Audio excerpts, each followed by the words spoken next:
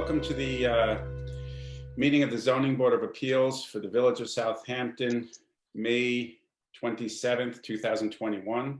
I think we're going to start off with, we have two decisions that are ready for a vote. The first decision being case number 3087, 71 Walnut Street, LLC. And can I have a motion to accept the decision as written? So moved. And a second?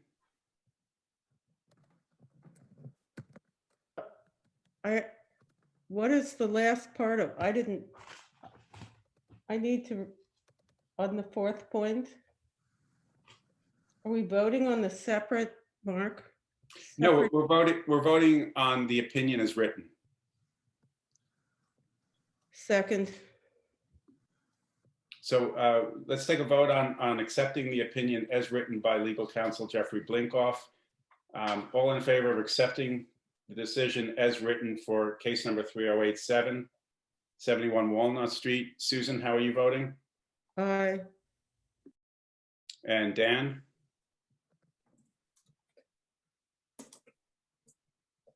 Dan, you're muted. You're on mute, Dan. Dan, you're muted. Dan, can you hear us? Aye, I said. And Aye. Kevin? Kevin, how are you voting on 71 Walnut Street on the opinion as written? You're muted, Kevin. You're muted.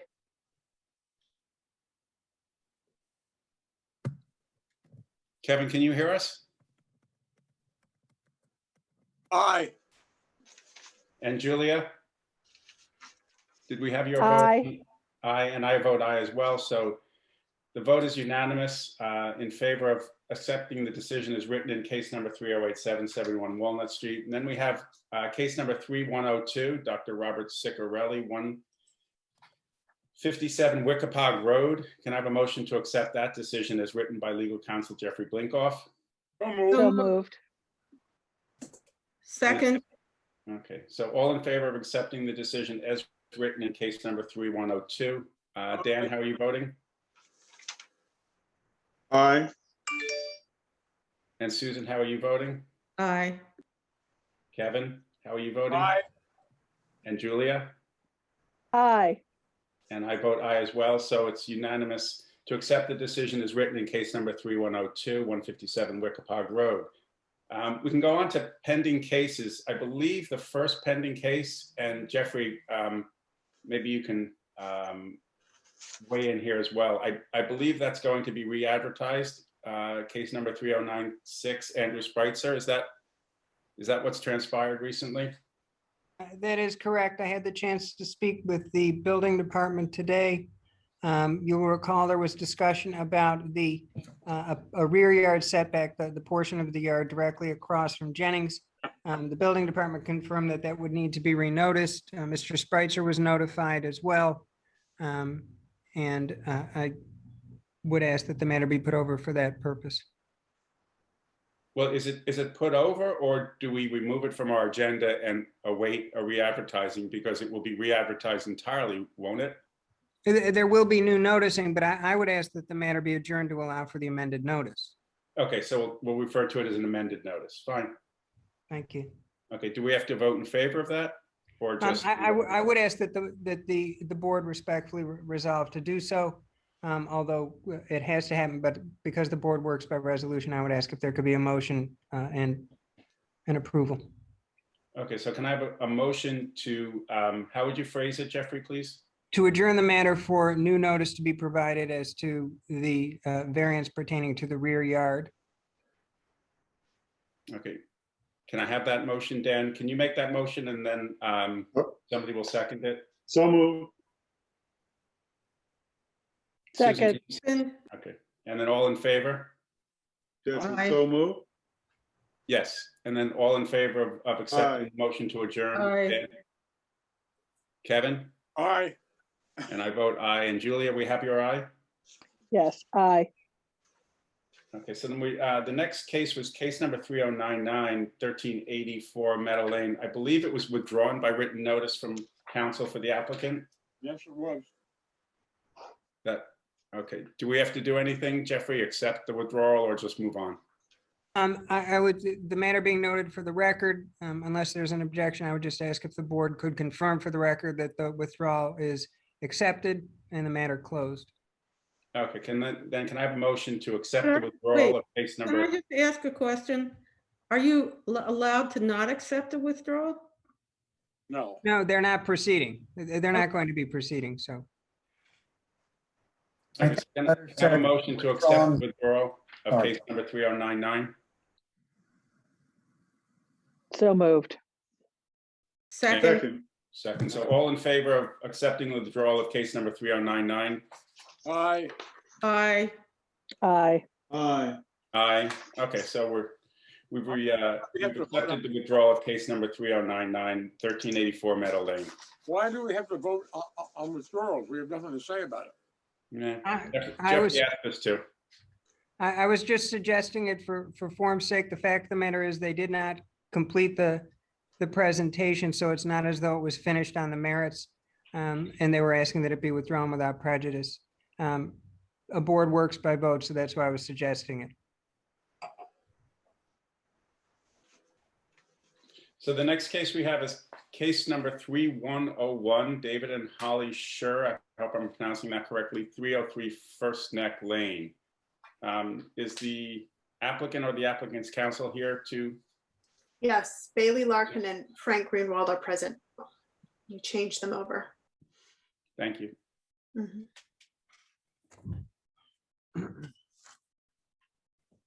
Okay, they should be coming in.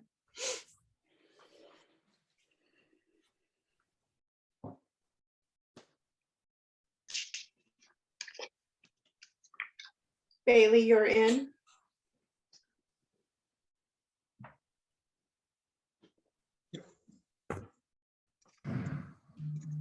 Bailey, we can't see you or hear you.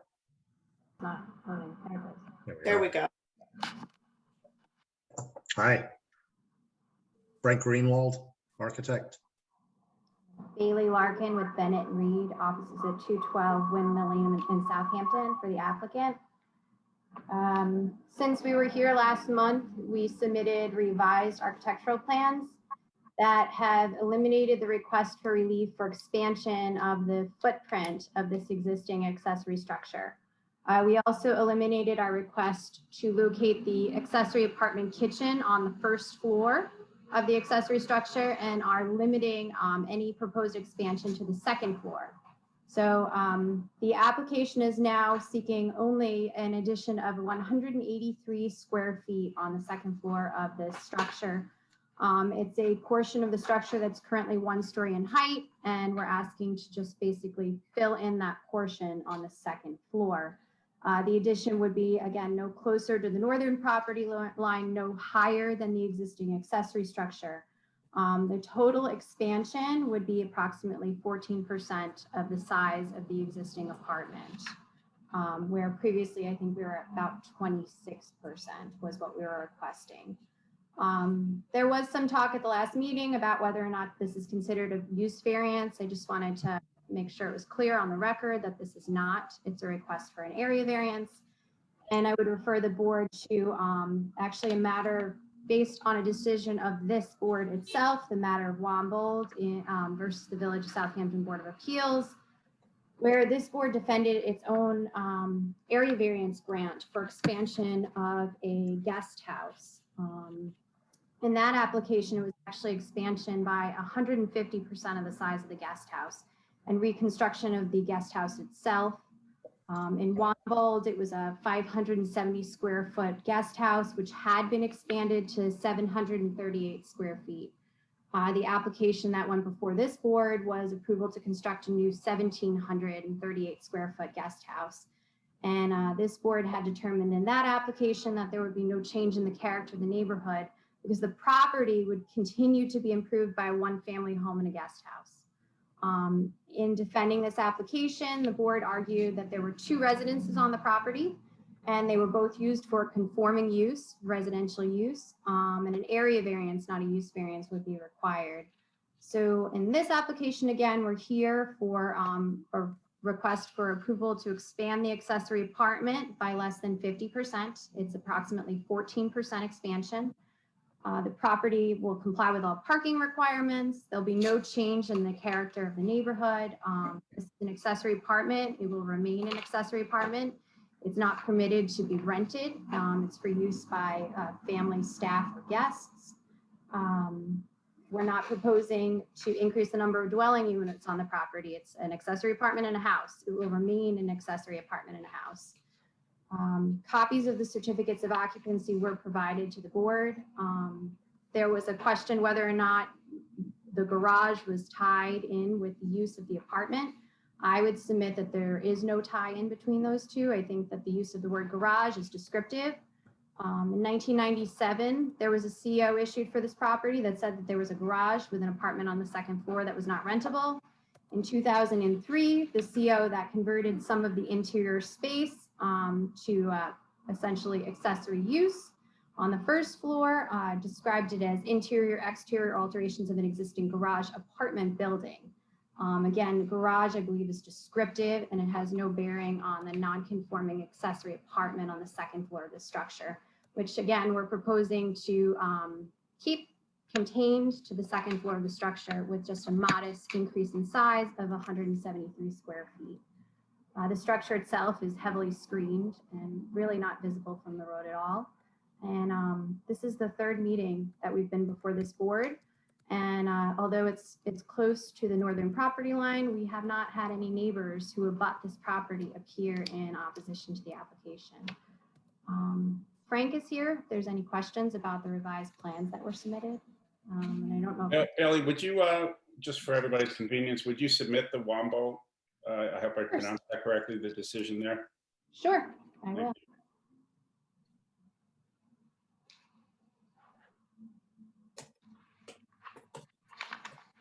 Frank, did you want to add anything or just respond to questions if we have them?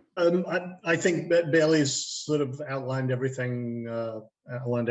I think we've tried to conform with the requests or the observations we got from the last two meetings. So I'm here for questions. Do any board members have questions? Well, I thought the last time we were supposed to hear from the building inspector about whether a garage apartment without a garage is an Yeah, we're still awaiting correspondence and discussions between counsel for the board, Jeffrey Blinkoff, and the chief building inspector, and we won't be able to do much until then. We need to understand the building inspector's view as to whether additional variances might be needed or why they might not be needed, et cetera. But we haven't been able to have that meeting yet, but we will as soon as possible.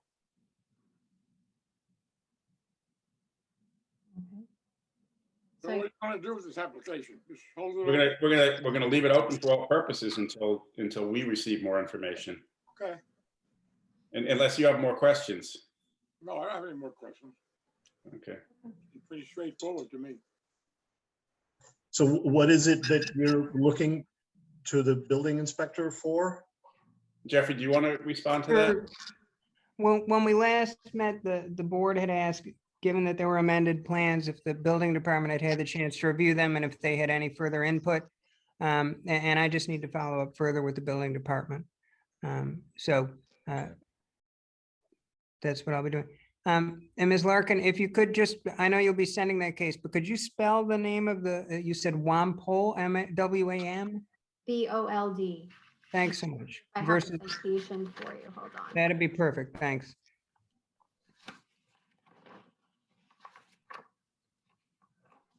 So is there anything, nobody has any questions or anything that we can? Not at this point. We don't have any further questions.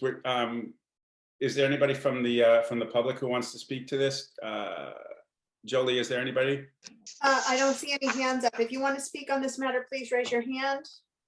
No, there's no hands up in the audience. Okay, so can I have a motion just to leave this open for all purposes as of now? So moved. And a second?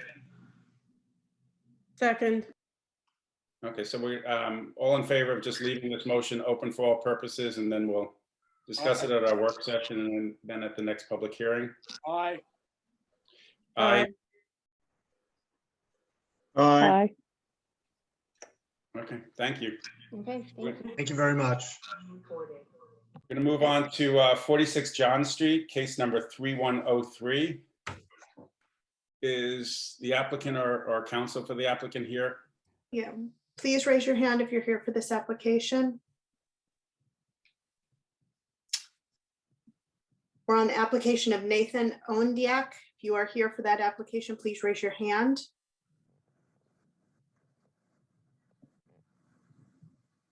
I don't have anyone raising their hand.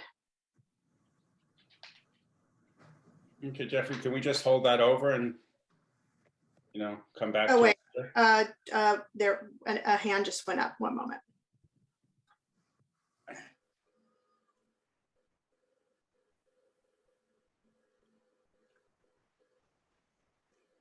Okay, Jennifer Ondiak is coming in on this application.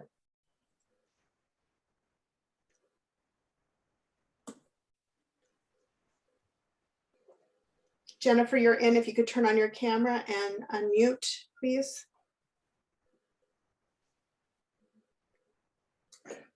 Yes, hello. I just wanted to say that our architect is having technical difficulties. So if we could just maybe pass it to the next agenda item for 5 minutes, see you soon will be joining us shortly.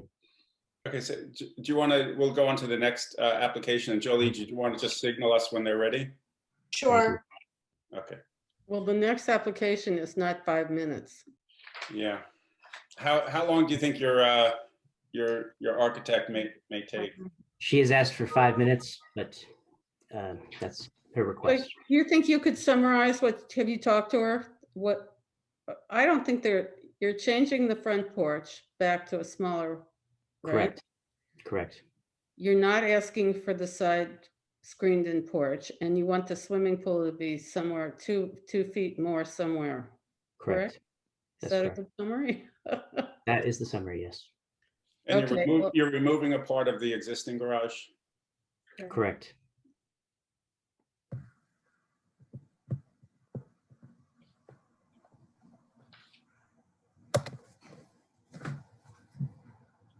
We can come back to it. I don't want to have other people wait. So same thing. The next application may take a while, but we'll still be here. So just Jolie, let us know when the architect is ready, and then we'll come back to it. Okay, so when CU gets in, she can raise her hand, and then after the application, then we'll bring her in when she's ready. Correct. After the next new case, because we're going to start on the new case 51 Pond Lane, town of Southampton.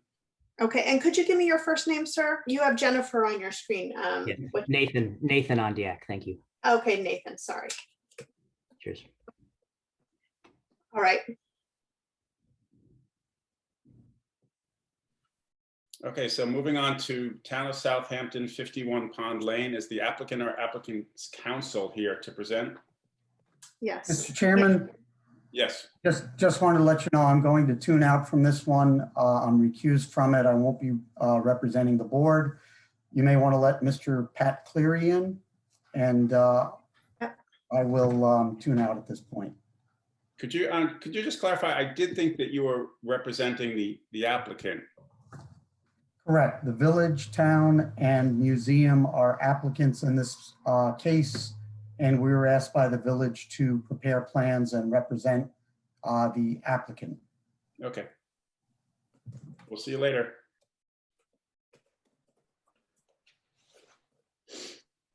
Okay. Patrick, you're in, but you're muted. Thank you. Good to see you.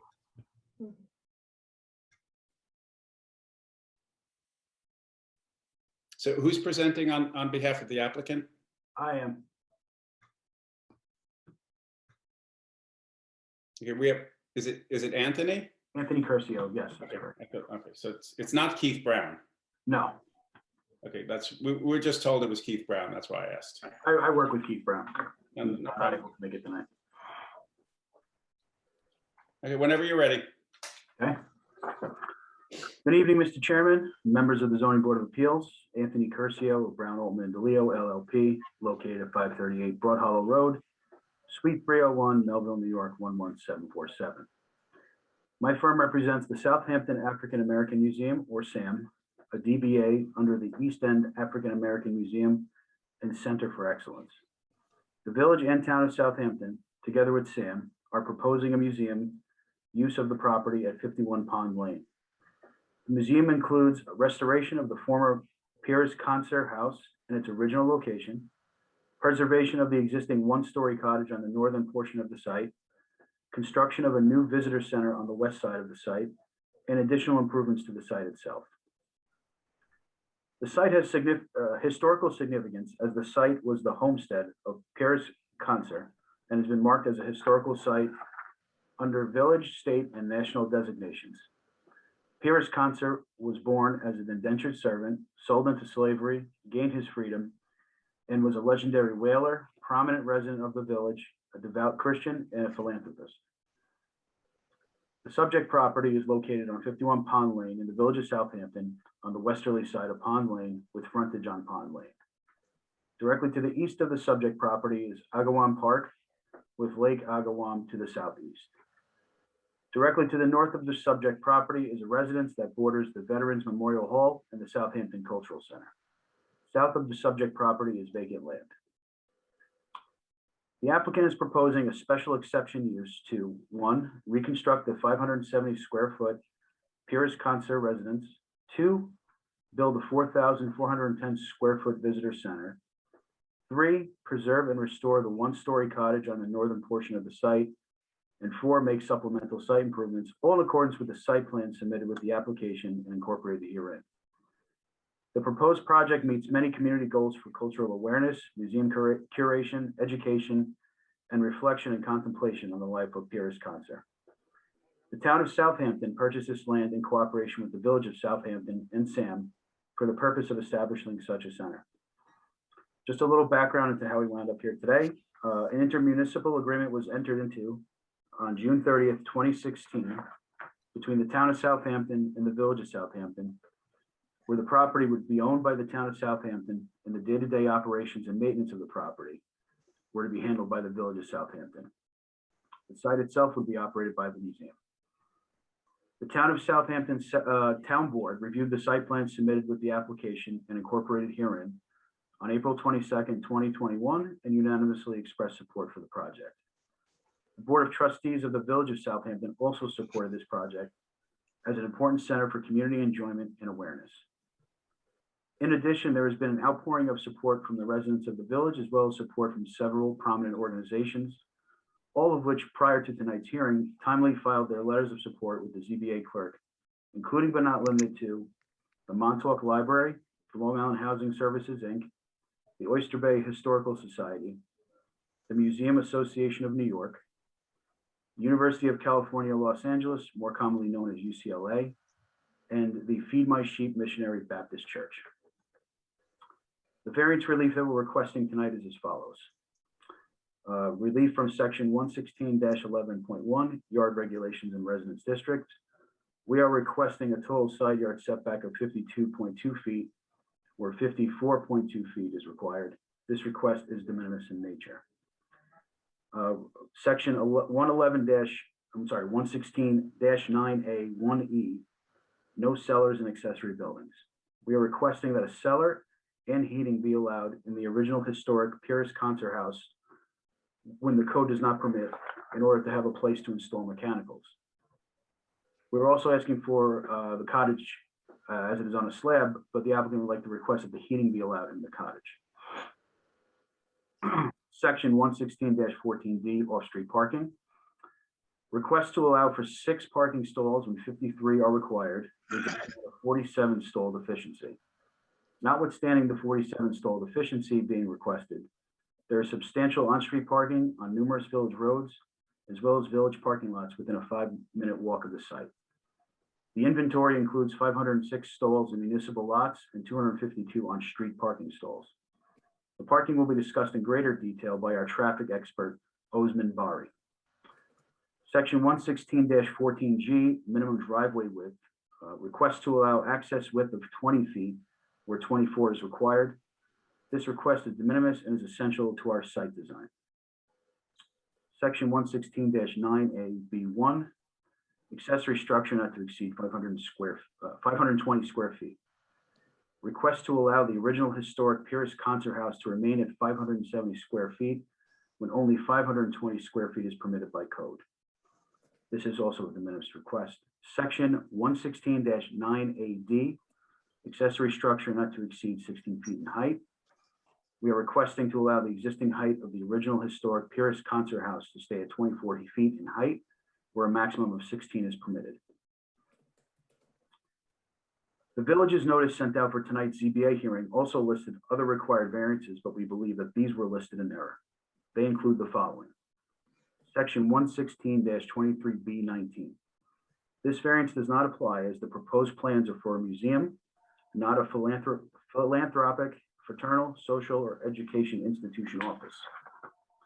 The village code does not provide a specific definition of what is considered a museum. As such, we have to turn to the common definition of a museum by well-established secondary sources.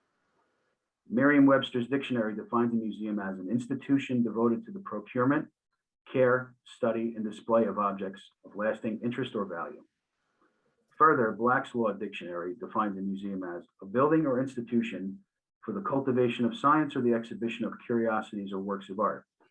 The term museum embraces not only collections of curiosities for the entertainment of the site, but also such as would interest, amuse, and instruct the mind.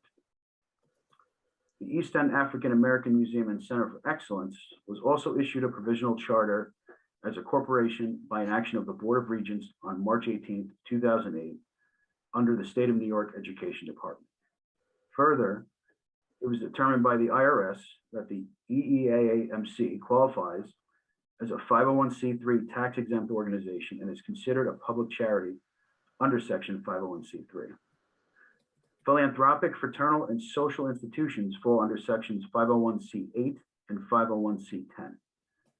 Lastly, simply looking to the proposed operations of the EEAMC, the premises will strictly be used to curate collections, display artifacts, and expand the appreciation and awareness of the legacy of Pierce Concert. A philanthropic, fraternal, social, or education institution office does not operate in the same manner, as these types of uses are more community-based and usually donate time and money for those less fortunate or provide education, such as a school. As such, the applicable section of code is Section 116-23B20, which specifically references a museum. Section 116-11D7A1, 50-foot transitional yards. This variance does not apply as the required transitional yards and screening shall be provided within non-residential districts in order to assure orderly and compatible relationships along certain boundary lines. The premises and neighboring sites are all situated in an R20 residential district and are not located in non-residential districts. As such, this would also eliminate the variance for Section 116-9C1. Section 116-9A3, accessory buildings not to be placed within the front yard. Prior relief was requested from the ZBA for a front yard setback variance and a minimum floor area variance in order to permit reconstruction of the original Pierce Concert House, where the applicant requested a front yard setback variance of 36.9 feet with a minimum floor area variance of 570 square feet. Relief for the aforementioned variances was subsequently granted on December 15, 2016. Further, there is currently an open building permit number 12307, which was issued on May 3rd, 2017 in connection with said relief. Therefore, the above mentioned variance is not required. Moving on to our special exception use. In addition to the aforementioned requested variances, the proposed project requires a special exception use for operation of a museum in an R20 residential zone. The special exception use requested meets the general standards set forth in Section 116-22 of the Village Code, which will be discussed in further detail by our planning expert, Chick Voorhees. If the board desires, I can review the 5-factor test for granting variance relief under New York State Village Law 7-712. However, most of these factors were already encompassed in my testimony to the board. Otherwise, I'll proceed to offer expert testimony from our experts. Before we do that, could you just go back for me, because I'm just wondering, could you go back and who do you represent? I represent the applicant. Well, but the town owns the property, is that correct? Yes. Okay, so, I mean, usually the applicant is the owner of the property. So I'm trying to get the parties straight right now. The applicant in this case would be, well, on the application, it's listed as the town of Southampton, the village of Southampton, and the Pierce Concert Action Committee, which is an advocate group for the museum. So it's the museum, the operator of the property. The operator of the property. Right. The museum will be operated by the EEAMC. Okay, so is there currently an operation agreement between the town and the EEAC? Not that I'm aware of. We can have Dr. Georgette Greer-Key speak more to that. Good I'm evening. trying to understand the parties involved, who's representing who. So, traditionally we have a case where the property owner comes forward and wants certain variance relief. We don't seem to have the property owner here because the property owner is the town. Okay. Well, the property owner is the town, and they actually signed the application for these variances. And the IMA is actually in the folder. I believe the deputy supervisor signed this application. And in a sense, you as the village is also a part of this application. So it's a joint municipal agreement where it is the town, the village, and the PCAC, and I'm the lead organizer for PCAC. So this is a project unto ourselves. And so that we have been given the authorization to act on a part of the town's behalf. Jay and the town board as a whole has given us the authorization to present on their behalf, and you should have the IMA in the folder. So is And the it was village submitted prior to. also the applicant? Yes, it is the village. Right. And it is the town. It is also. Right. Sorry, go ahead. Yeah. Okay, Jeff, I don't know if you have the clear to folder. you, because I'm a little confused by who's making the application, whether or not the proper agency Is the application is the application before you? Do you have the application? Because you should see all three signatures. I know the mayor actually signed it. And I know also the deputy supervisor of the town signed the application. So it should be there. If you have the actual application in the folder, it should be there before you. Yeah, it was included as part of the zoning board application. Right, and There's an owner authorization from the town, and then the applicant endorsement from the village. Can you hold that signed by up, Jesse Anthony? Moore. Do you have a copy, Anthony, that you can hold up before the camera? well, there's, if I may, I don't disagree with what council just said. This is Jeff Blinkoff. It is, the owner authorization is signed by the town, and the mayor of the village countersigned as the applicant endorsement with respect to that, and that is at the just at the very end of the application itself. And I believe that the gentleman who's here was authorized by that group, including Dr. Georgette Greer-Key's organization, in order to present the application on their behalf. Well, that So would, does, the EOC then is making the presentation, but I'd like a little information about the organization. It's like a three-way application: the village, the town, and the organization. We're gonna get to all that in our presentation. Okay. The history, the operations. okay. So before I move on, Councilman Jeff, can I just, Council, I may be doing a prophecy for you, but Council Jeff, can you just for clarification, is it clear to you who the applicant is? I just want to make sure, because I know that question is coming up. So is it clear who signed the application? Yes, your point of view. the two people who signed, I don't mean to sound like I'm yelling. Do I sound like I'm yelling? And the No. two people who signed the application were the deputy town supervisor and the mayor of the village of Southampton, as Mr. Curcio had mentioned. And It's on the screen. Whose whole house is this on the screen? That's the Pierce Concert residence. Does it exist now? No, before it was knocked down, right? Or it was knocked down? Unfortunately, yes. Okay. Okay, so I just wanted to make sure before I move ahead, I don't like to have questions unanswered. So Okay. it is clear, Jeff, that it was signed by the deputy supervisor of the town. right, And that it's signed by the mayor, because I don't want it to appear that this is an application that is unsigned. And so we have clear indication that it was signed by the town and yes. the village, and that PCAC is on the application. Okay, so I Well, wanted to make sure that What I've seen are that the town and the mayor signed off.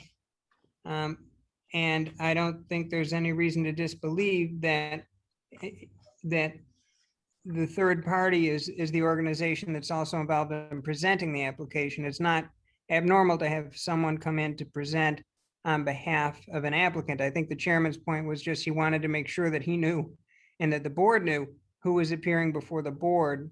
And if I could also just clarify, Mr. Chairman, while I have a moment, Mr. Curcio mentioned that certain variances were no longer before the board. I did have the chance to check with the building department, and I did receive a communication from the building department.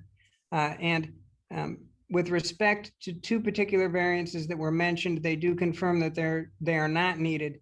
That would be the request for a transitional yard variance, which would have been under 116-11D7A1. And they also confirm that there is no need for the variance that had been listed and had been noticed for accessory buildings not to be placed within the front yard, which is under 116-9A3. With respect to the definition of museum, I think that actually comes under the question of special exception use. But certainly as far as the two variances that Mr. Curcio mentioned, the building department did confirm in writing that those are not needed. And I would submit that the board need not rule upon them as unnecessary under the circumstances. I just wanted to clarify that for the record. And Jeffrey, just to clarify then, the applicant is the town of Southampton and the village of Southampton, and the application is being presented by the and groups that also we'll find more about. PCAC, the Pierce Concert Action Committee.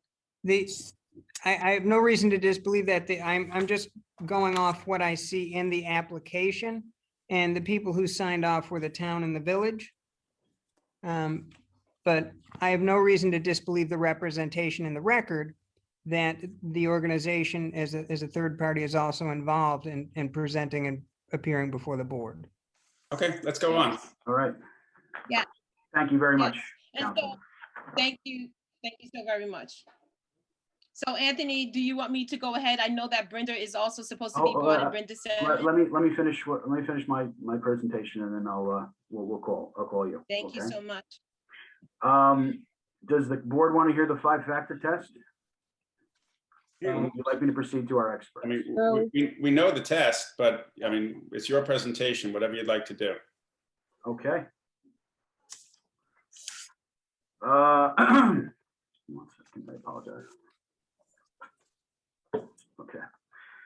The requested variance relief will not produce an undesirable change in the character of the neighborhood or create a detriment to nearby properties. The requested relief will be consistent with the historic nature of the premises and will complement existing institutional residential and recreational uses in the surrounding area. The proposed use is not unique to the area, as the site has historically contained the former Pierce Concert homestead. The redevelopment of the premises will benefit the surrounding area as a new aesthetically pleasing visitor center and reconstructed historic house and cottage with attractive landscaping and pedestrian features will be constructed at the site. The proposed redevelopment is a significant contribution to the community that will honor the legacy and highlight the historical importance of Pierce Concert. The benefits sought by the applicant cannot be achieved by some other method feasible for the applicant to pursue other than an area variance. The project was designed specifically for the premises to accommodate the proposed visitor center while also preserving the one-story cottage on the northern portion of the site and the reconstruction of the former Pierce Concert House in its original location. The requested variances will allow for safe and adequate vehicular circulation while providing enough parking spaces for future employees. Additionally, the building coverage, side yard variances for the one-story cottage, and the museum and the rear yard parking variance are the minimum necessary to accommodate all structures and parking at the premises. The design of the project allows for the visitor center to be set back from the pond lane to minimize potential views of the visitor center from the roadway. The site plan has been designed to minimize the magnitude of the requested variances to the maximum extent practicable, while also meeting the objectives of the applicant to display spaces for viewing information of historic significance and spaces for program activities. The requested area variance is not substantial. As the dimensional standards for the R20 Residence District were formulated for single-family detached dwellings on half-acre lots, it should be accepted that dimensions necessary to meet the intended purpose of the project will exceed some of the standards that have been established in the district designed for small lot, single-family homes.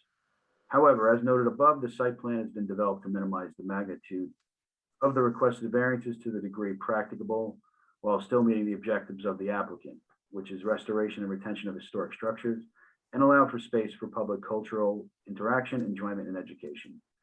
Therefore, it is not anticipated that the requested reliefs will result in significant impacts and instead will positively contribute to the aesthetic character of the area. The granting of the requested relief will not have an adverse effect or impact on the physical or environmental conditions in the neighborhood or district. The full potential of environmental impacts associated with the proposed project will be fully evaluated by the planning board during site plan approval. However, a full environmental assessment form has been prepared and submitted with the ZBA application previously submitted. There are no sensitive features such as wetlands, water bodies, significant natural communities, or rare plants and animals as determined by the New York State Department of Environmental Conservation. However, the subject property is within the NYSDEC regulated wetland check zone, Lake Agawam, and the eastern portion of the site is within the 100-year floodplain with a base flood elevation of 10 feet. However, there are no buildings proposed within the limits of the 100-year floodplain or within the 100 feet of Lake Agawam. The location and orientation of the buildings, amenities, and parking areas have been selected to accommodate the preservation of the existing one-story cottage, reconstruction of the former Pierce Concert House in its original location, and construction of a visitor center that is large enough to have the capacity for space for staff members, public program activities, film screenings, performances, and lectures. The alleged difficulty is not self-created. Due to the historical significance of the subject property, the location of Pierce Concert's former homestead, the project has specifically been designed to allow for the restoration of the former Pierce Concert House in its original location, preservation of the existing one-story cottage on the northern portion of the site, construction of a new visitor center on the west side of the site, while also allowing for a new parking area, a new access driveway, new landscaping, retention of existing vegetation, as well as the installation of sidewalks and a decorative water feature to enhance the aesthetics of the site. Therefore, the requested variances are necessary to restore the former Pierce Concert homestead while also providing cultural and educational benefits to the community that will honor the legacy and highlight the historical importance of Pierce Concert. As such, the requested variance relief is necessary to construct the proposed project while meeting the objectives of the applicant, and the difficulty is not self-created. With me today to present testimony in further support of the application are Dr. Greer Key, the design build for the museum, Brenda Simmons, historical background, Bob Nelson of Nelson and Pope, civil engineer, who will give a site plan overview, Chick Voorhees of Nelson Pope and Voorhees, a planning expert who will testify regarding special exception use, and Osman Barry of Nelson and Pope, traffic engineer. We also have on standby, if further questions if you have further questions, Mike Sierra of Nelson and Pope, who's an architect, Steve Naroda of Aries Design, landscape architect, and Nicole Jean Christian, who is a grant funding specialist and a committee member of the museum. Before I call up Dr. Greer Key, it should be noted that John Breslin of Breslin Appraisal Company, although not present tonight, timely filed a written opinion with the ZBA clerk on whether the proposed project would adversely impact property values. As stated in his opinion letter, he does not believe that the project will adversely impact property values. With your permission, I would like to call up Dr. Greer Key and Brenda Simmons to share with you the vision for the site and efforts to date.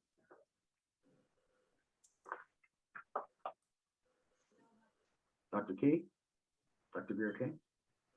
Oh, thank you so much, Anthony, for your leadership on this project. I know that I've been let in. I don't know if Brenda Simmons has been let in, but I know that the chairman, thank you so much, Chairman Greenwell, and members of the board and members of the public and my fellow team members. I just wanted to tell you who I am. I'm Dr. Georgette Greer Key. I have been given the honor and the distinct to be the organizer for the Pyrrhus Concert Action Committee, which we effectively call PCAC, since 2013.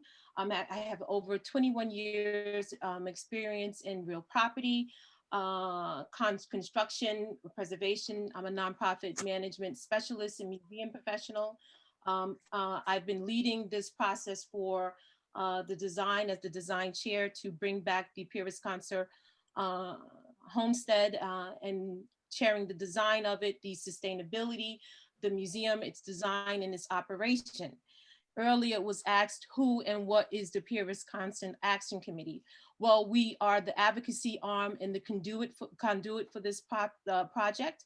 The Pyrrhus Concert basically is we the people who are trying to ensure that the equity and inclusion of all people's history of Southampton is a part of the writ history of Southampton, that we will not be left out of the history. So the Pyrrhus Action Committee was made up of myself, who is the executive director of Eastville Community Historical Society, but on a regional and state record, I am a board member of the Preservation League of New York State, also a member of the Museum Association of New York, among other organizations, and a professor. And then we also had Lucius Ware at the time, who was the president of the NAACP, and now the president is Larry Street. I'm also the co-leader of the Long Island Coalition of NAACP branches, which we have 10 branches on Long Island. And then we also had Tom Edmonds, who was and still is the executive director of the Southampton Historical Museum. And then we had Brenda Simmons, who was born and raised in Southampton, many of you know, and was the special, she was the assistant to Mayor Mark Eberly. She is the president of the Pyrrhus Concert Action Committee. She'll tell you more about herself. And then we had the illustrious Sally Spanberg, who was also a member, and also Bob Strata, who was a member of the PCAC. And so we have many members and made up of local residents. We were the ones who actively fought to preserve this property before it was wrongfully torn down, as it was a contributing factor to the historic district. And it should have never been torn down in the first place, but unfortunately it was, and we'll stay positive for tonight. When it was torn down, the town came in and saved the day to buy back the property. But before that happened, we actively fought to get the original timbers that were there. That was the effort of us. So the reason why we're even here today and talking about this property is because of the PCAC. So that's who we are, and that's what we did. So we are here because of our efforts to make sure that we don't forget about Pyrrhus Concert and his legacy to Southampton Village, but not only to the village, to his global contribution and the fact that we had slavery here in the North. So I don't know if Brenda has been let in, because I'd like to have her talk about her experiences when this was first brought up in the 90s, and there was an effort to try to commemorate his experience and lived life then. So this has been a long battle, but it's really important for us to talk about the fact that this is not a project that is just for the village, but it's also a project for Southampton, and this is a joint effort.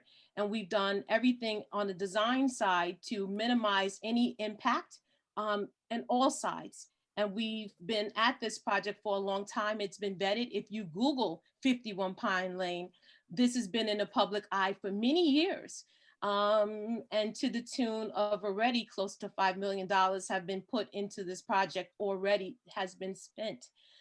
So this project has been around for a very long time. And so we thank you for giving us this opportunity. Many members have signed on. I know Anthony spoke about some of the letters that have been sent in, but there's been many more. The National Trust for Historic Places, Stony Brook University, and the list goes on and on and on of how many people support this project. So Anthony, do you know Brenda has been let into the chat? Yes, she's been brought in. Okay, so I want to give Brenda an opportunity to talk about the historic significance at this time. Good evening, everyone. I have a lot of faces I recognize, Sue, and I'm going to call you Mr. Goddard because you'll always be Mr. Goddard to me. But anyway, it's good to see everyone. For the record, my name is Brenda Simmons. I'm the Executive Director of the Southampton African American Museum, the first African American museum site to be historically designated in the village of Southampton, as well as now the Pierce Concert Site, which the ARB unanimously landmarked and historically designated on January 11th, 2021. Like Pierce Concert, I was born and raised in this beautiful village of Southampton. But Mr. Concert's life was a little different than mine. He was born as an indentured servant, and at the tender age of 5, he was taken away from his mom and sold to the Peltro family to work on the farm. You know, every time I speak on this, it's hard for me to wrap, as a mom, it's hard for me to wrap my brain around the fact that he was taken away from his mom at 5 to work on a farm. But anyway, but that's not the end of the story. Fast forward, Mr. Concert became a self-taught, skilled boat steerer, which clearly was one of the most important positions in the whaling industry during that era. In 1845, some of this was already spoken for, but I'm going to continue to repeat it because you can't help continue to hear about this extraordinary man. In 1845, he was aboard the ship Manhattan, captained by MacArthur Cooper, which we all know who he is. They picked up 22 shipwrecked Japanese sailors in the Bonin Islands, and the American vessels allowed the Indo Bay under escort to return the sailors, and Concert became an object of curiosity because they'd never seen a person of color, and he's even depicted in Japanese drawings. During an official archaeological dig conducted at 51 Pond Lane in June of 2016, a calligraphy brush was confirmed to be from Japan, which we are assuming it was a gift given to him for his heroism, for saving the Japanese. Over 400 other amazing items were discovered on the grounds right there at 51 Pond Lane. Items such as a painted marble, white wall ceramics, a bodkin needle that could have been used for lacing corsets or ribbons, a gun flint, bottle glass, and a beautiful, beautiful, beautiful silver belt buckle. That's just to name a few. These items will be temporarily displayed at the beautiful Southampton African American Museum until the concert site is resurrected. And by the way, I got to put a plug in. I'm proud to say the Southampton African American Museum will be celebrating their Juneteenth grand opening on June 19th, and you all are welcome. You can go to www.saamuseum.org for more information. In closing, this is what Dr. Georgette was talking about earlier. In closing, in 1994, the village was planning a centennial celebration, and myself and others in the community made sure Pierce Concert was recognized. And if you open up, I don't know if anybody has seen this book, but it's been around. If you open up, they have his face in there and they talk about him.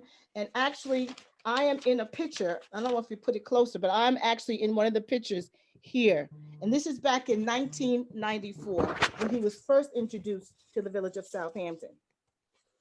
Pierce Carson was an extraordinary man who overcame a life of bondage to an abundant life of freedom to become an entrepreneur, having his own ferry taxi service on Agawam Lake, conveniently right across the street from 51 Pond Lane, his homestead, taxing people from Agawam Lake to the ocean side.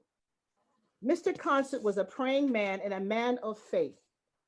He attended the Presbyterian Church, where he started a widows and education fund, which was confirmed. It still exists today. During my research, I found a picture of a beautiful parade and ceremony that Japan conducted, confirming that is a memorial statue and a park in Japan in honor of the American whaling crew that saved the lives of the Japanese men that could have perished at sea. Mr. Constant was loved and highly respected here in the village of Southampton. His tombstone was noted to be purchased by a wealthy neighbor. The tombstone can clearly be seen from the street on Windmill Lane across from the police station and the dog park. His tombstone reads, "Though born a slave, he possessed virtues without which kings are but slaves." Thank you. So with that, thank you so much, Brenda. With that, we have gone through many years of collecting artifacts. And I'd just like to say that the museum, the word itself is protected language in New York State. And we are definitely looking forward to stewarding this property. This is only the beginning. We have a collection that we have been continuing to collect in artifacts. And this is the marker that is in front of the house that we have. And as you know, the street has been rededicated in his name. So we continue to move forward in this vein. We have presented his work. He has published works. Not only that, he was celebrated in the museum the first time ever after 80 years. The Long Island Museum in Stony Brook, there was an exhibition of him. These are the original timbers that we have taken up the island to be rebuilt in a factory to make sure that we can rebuild his structure. Some things needed to be replaced, but as you see, the labels were there. There have been many hands that have touched this project and a lot of time and energy have gone into it, but we continue to press forward. And so this is what you see, me standing underneath there. I don't know if there's another slide, but we are pushing forward with this project. I don't know if there's another slide. So that's my part of it. Thank you so much for your time. Brenda and Dr. Greer-Keith, thank you very much for your presentation. That was a nice overview of the history of the museum. I just have one more thing, Anthony. I just have one more thing. When you look to me to talk about everything that you see that has gone into this, everything that is a part of this project has to do directly and ties directly to his life. So every element of this project, the design, the intended use, deals directly with his life. So if there's a question of operations, many of the designers will be able to tell you that everything that the charrette that we had has to do with his life. So every piece of this project is connected to his life. I don't know if many people know, because Brenda, we're going very quickly, but the fact that he worked on a farm, he worked in the blacksmiths, worked with the blacksmith. He went sailing to Japan. He tried his hand at the gold rush. The reason why they were even allowed to bring back the shipwreck sailors into Japan where there was an embargo was, it was believed that because of it was his dark skin and he had a melodic voice. So all of these things, the stories of his life dictate the design and have to do with the design of this entire project. So I'll just leave it there. All right, thank you very much. I'd like to call in Bob Nelson, who is with Nelson and Pope, civil engineer. He's going to talk about the site plan. I don't think I see him in the room yet. Bob, if you could raise your hand, they'll let you in. Okay, one moment. I believe he has his hand up now. All right. You said it's Bob Nelson. Can you raise your hand? Bob Nelson, yep. There he is. He should be coming in. All right.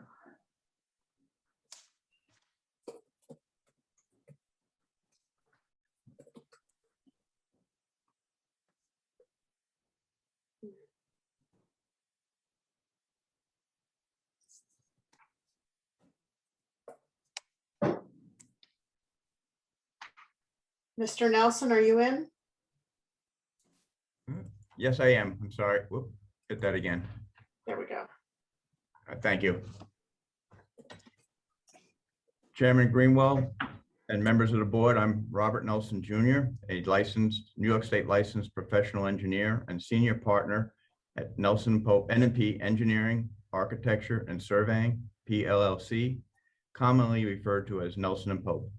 I have been practicing civil engineering and providing site and infrastructure planning and design to municipal, institutional, and private sectors for over 45 years and appeared before numerous boards. Additionally, I have acted as an engineering consultant to municipalities and to various boards. I am retained by the village to assist the subject application. The village, town, and SAM have been actively pursuing the creation of a museum, which by village code requires a special exception for the 0.8 acre historically designated parcel at 51 Pond Lane in the village of Southampton for over 5 years. Recently, Nelson and Pope assisted the applicant in creating the site plan before you today. Proposed plan includes the reconstruction of the Concert Homestead at its original location on the property, the retention and renovation of the existing cottage, and the construction of a 4,410 square foot visitor center, as well as other site improvements. The historically designated homestead and cottage are essential and integral to the proposed museum use. The plan provides a drop-off area on Pond Lane, along with a proposed crosswalk connecting the site to Lake Agawam Park. An ADA accessible walkway has been provided from Pond Lane to the homestead, cottage, and visitor center and connecting the site amenities. The site amenities include tranquility ponds, visitors kiosk, and outdoor seating. A 4-foot barrier fence will be provided as required by the village for the ponds. Parking has been provided in the rear of the parcel. There is an existing right-of-way with an approximate 16-foot wide driveway along the south side of the property, providing access to the subject property and the residential lot to the west. The proposal is to reconstruct and widen the driveway to 20 feet to serve both the subject property and the residents, providing improved vehicular access. The new driveway will be a New York State Fire Code compliant access for emergency vehicles and fire apparatus. A fire suppression system for the visitor center and cottage is proposed.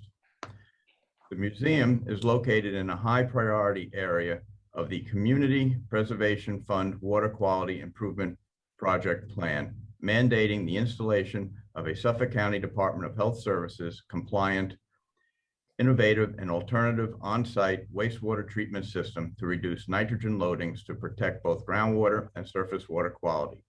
The project includes an IA system serving both the visitors center and cottage. The homestead will not contain bathroom facilities. A stormwater management system meeting the New York State DEC and village stormwater requirements, consisting of the collection and subsurface disposal of a minimum 2-inch rainfall, will be provided. The tranquility ponds have been incorporated into the site drainage to provide stormwater treatment utilizing the vegetated pond fringe and the vegetated swale before overflowing to conventional leaching systems, and provides an aesthetic amenity.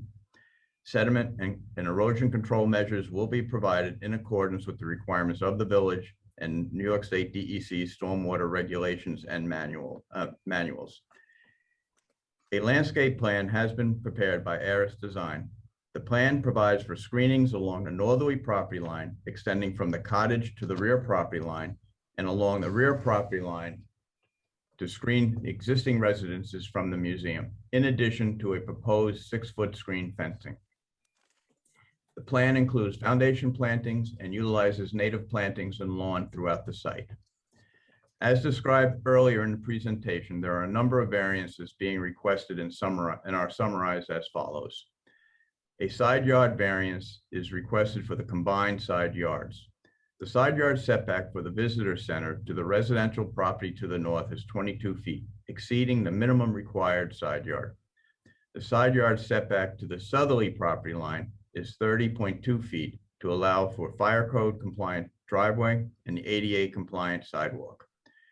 The combined side yard is 52.2 feet, 2 feet deficient of the required minimum 54.2 feet combined side yard. There are two variances relating to the homestead, the building area and the building height. The historically designated homestead is to be reconstructed in its original configuration and located on its original location. The surrounding grade around the homestead has been altered to provide ADA compliant walks to access the building and the site and impacting the overall building height. Cellar and heating variances are requested for the homestead and cottage. Both are essential and integral to the museum's year-round use. They will both require heated spaces. The homestead will require a cellar for mechanical equipment and also due to the site slope. There's a 20-foot grade change across the property. The cottage is constructed on a slab. The village standard two-way driveway width is 24 feet. A variance to permit a 20-foot wide driveway is requested. The 20-foot wide driveway exceeds the existing driveway width of 16 feet and meets the required width for fire apparatus. As will be discussed by the traffic expert, the 20-foot driveway meets the minimum ASHTO requirements for low volume and low speed roadways. By village code, the museum requires 53 parking stalls. 6, including 2 ADA compliant parking stalls, are being provided, resulting in an on-site parking deficiency. The parking deficiency will be further discussed by the traffic consultant. I will be available to answer any questions, specific questions from the board relating to the site design. Thank you. Thanks, Bob. Appreciate it. I'd like to call now Chick Voorhees, planning expert. He's going to discuss how the application meets the board's standards for special exceptions. Thank you, Anthony. Good evening, everyone. As you know, I typically represent the ZBA on wetland permits. No such permits are required for this project. Also, over the past 15 years as village consultant, I've worked on many special projects for the village board. This is one of those special projects. I'd like to present my formal testimony for the record. Good evening, Mr. Chairman and members of the board and village representatives. My name is Chick Voorhees of Nelson Pope Voorhees with offices in Melville, New York. I'm a certified planner and a certified environmental professional and have been providing services to industry and government in the tri-state area for 43 years. I was retained by the village, one of the applicants, to assist with the planning aspects of this project. I've been involved with the project plans and am very familiar with the site and the area. Under my direction, my office completed a zoning consistency report dated May 5th, 2021, which was submitted for the board's review and is part of the record. As part of this report, we completed a number of tasks, which included a summary of the project, an analysis of conformance with the standards for a special exception, and an analysis of conformance with criteria for variances. As far as the special exception, testimony thus far has characterized the application, and you have complete submission materials as part of your file. There are 13 special exception standards contained in Chapter 116-22, which I will briefly review and would direct you to the full report for more information. The first, such use will be in harmony and promote general health safety, and welfare. And these are paraphrased, but they capture the essence of the standard. The use will benefit the area as a result of reconstructing the historic home, retaining the existing historic cottage, and adding a new small visitor center that will be 10 feet lower than the allowable height for a residence in this district. The site will be well landscaped and will act as an extension of Agawam Park, as an inviting place for visitors to reflect on the life of Pierce Concert, and therefore complies with this standard. Next is the site is sufficient and adequate for the use and operation. My colleague Bob Nelson commented on the site plan and engineering design. I find the site to be sufficient in size for the proposed use and operation. The site has good access, reasonable features that don't exceed the capacity of the site, and excellent landscaping and screening from residents, while interconnection with Agawam Park in relation to Lake Agawam is maintained.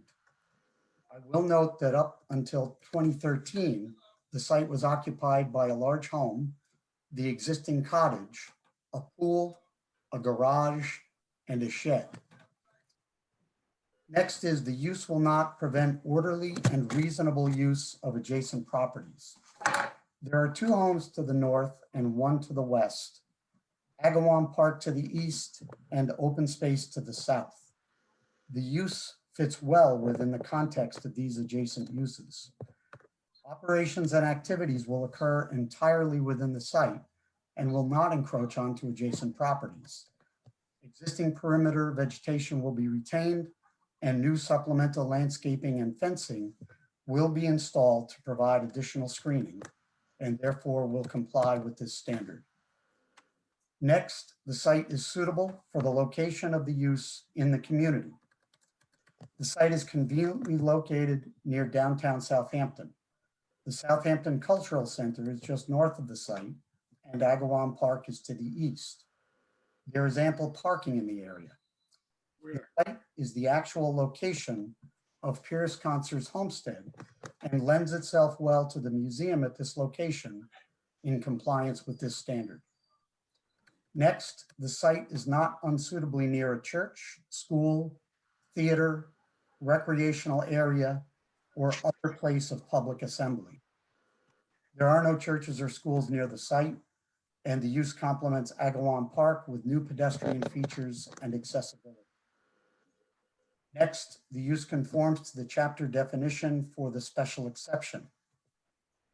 Mr. Curcio covered this, and I'll just note that museum is specifically referenced as a special exception use in chapter 11623B20 and therefore complies. Next, access is adequate for the use. Bob Nelson commented on adequate site access, and the driveway will be clearly visible and meets design requirements, as our parking and traffic expert will testify. There are sidewalks on the east side of Pond Lane. There will be a new crosswalk and ADA accessibility to and within the site. The site is conveniently located near the existing downtown and Agawam Park, and therefore will comply. Next, all curb cuts have been approved by the village. The museum will use an existing driveway, and the site plan will obtain site plan approval from the planning board. Next, there is adequate parking for the use. Vehicular access is provided and parking is available on site. There is sufficient parking in the area based on the Nelson and Pope parking assessment. And as I noted, my colleague Osmond Barry will testify after me. Although a parking variance is needed, it is justified based on the use and setting of the site. Next, there are adequate buffers and screening provided. As I mentioned, existing vegetation will be retained where practical, and new supplemental landscaping and fencing will be installed along property boundaries for additional screening. Next, adequate provisions for stormwater, wastewater, and refuse are provided. Bob Nelson went over the site plan, and I can confirm that stormwater meets design requirements. Wastewater will be handled using the low nitrogen sanitary system and refuse removal is provided on site. No outdoor sales will occur. The project does not involve outdoor sales, rental equipment, storage, or outdoor display areas. Finally, additional safeguards are provided in 116-23B20 for museums. Specifically, when located in or adjacent to residential districts, all parking and any outdoor equipment storage shall be properly screened from the view of such adjacent properties. It is confirmed that adequate landscaping and buffer screening will be provided between parking and residential uses, and no outdoor storage is proposed. Mr. Curcio did discuss the variances. I will just briefly put my planning expert testimony to the requested variances. And Bob Nelson also characterized the variances so you have a full understanding of them. And the zoning consistency report addresses them as well. So this will be brief. In addressing the criteria, the use of the site is a benefit to the community, is appropriately designed for the site, is screened and attractive, and will complement Agawam Park as a museum and cultural use near downtown Southampton. This benefit cannot be achieved by other method, as the site is the original Pierce Concert Homestead site, is well located near Lake Agawam, existing parking in the downtown area, and in an area of existing recreational activity. The relief is not substantial given the de minimis variances other than parking. And the parking variance requested is large, and for that reason, you have a separate detailed parking assessment, and the next expert, Mr. Barry, will address parking. No adverse effect on physical or environmental conditions will occur given the advanced wastewater and stormwater systems, refuse handling, and site design to engineering, architectural, building, and fire code standards. Based on the report and my testimony, I believe the application is consistent with special exception criteria standards and the variance criteria. That concludes my remarks, and I'd be happy to try and answer any questions. Thanks, Chick. Our last expert tonight, I'm going to call Osmond Barry to discuss his parking analysis. Good evening, Mr. Chairman and board members. My name is Osmond Barry of the firm of Nelson and Pope with offices at 770 Maxis Road in Melville. I am a licensed professional engineer with over 20 years of experience in traffic, engineering, and transportation planning. I'm also a certified professional traffic operations engineer and a professional transportation planner. Nelson and Pope was retained to conduct a parking assessment of the parking impacts associated with the proposed PCH and visitor center. The project requires a special exception from the Zoning Board of Appeals for construction of a museum in an R20 residential zone, as well as parking variance. The use of the PCH and visitor center will be for intermittent visitors and events. Major events will be held mainly on holidays and weekends. Afternoons and moderate events will be held typically on weekday evenings, and regular programs will involve small groups. I would like to note that the village holds many special events in Agawam Park that draws more attendees than will be visiting the PCH and visitor center. The SCC concerts in the park series on Wednesdays between July 4th and Labor Day draw between 700 and 1,500 people, depending on the band performing and weather conditions. That will exceed more than what is going to be visiting this PCH center. In order to minimize parking issues, group events that at the PCH center will be timed and coordinated to avoid dates and times of other planned activities that may be occurring at Agawam Park and or the Southampton Cultural Center. Based on the village code, the PCH project will require 53 parking spaces, and the plan depicts a total of 6 parking spaces provided. Therefore, we are seeking a parking variance for 47 parking spaces. In support of our request for the parking variance, we conducted a detailed field inventory of village parking areas in close proximity of the proposed project.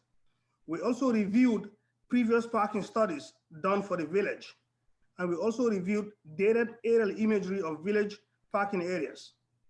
Based on our findings and our knowledge of the village is walkable and parking areas are within walking distance of the proposed project. Village parking lots are available east of Agawan Park and in a large lot at West Main Street between Windmill Lane and Main Street, with a total of 506 parking spaces. So the two parking lots that are within a walking distance of this site have 506 parking spaces.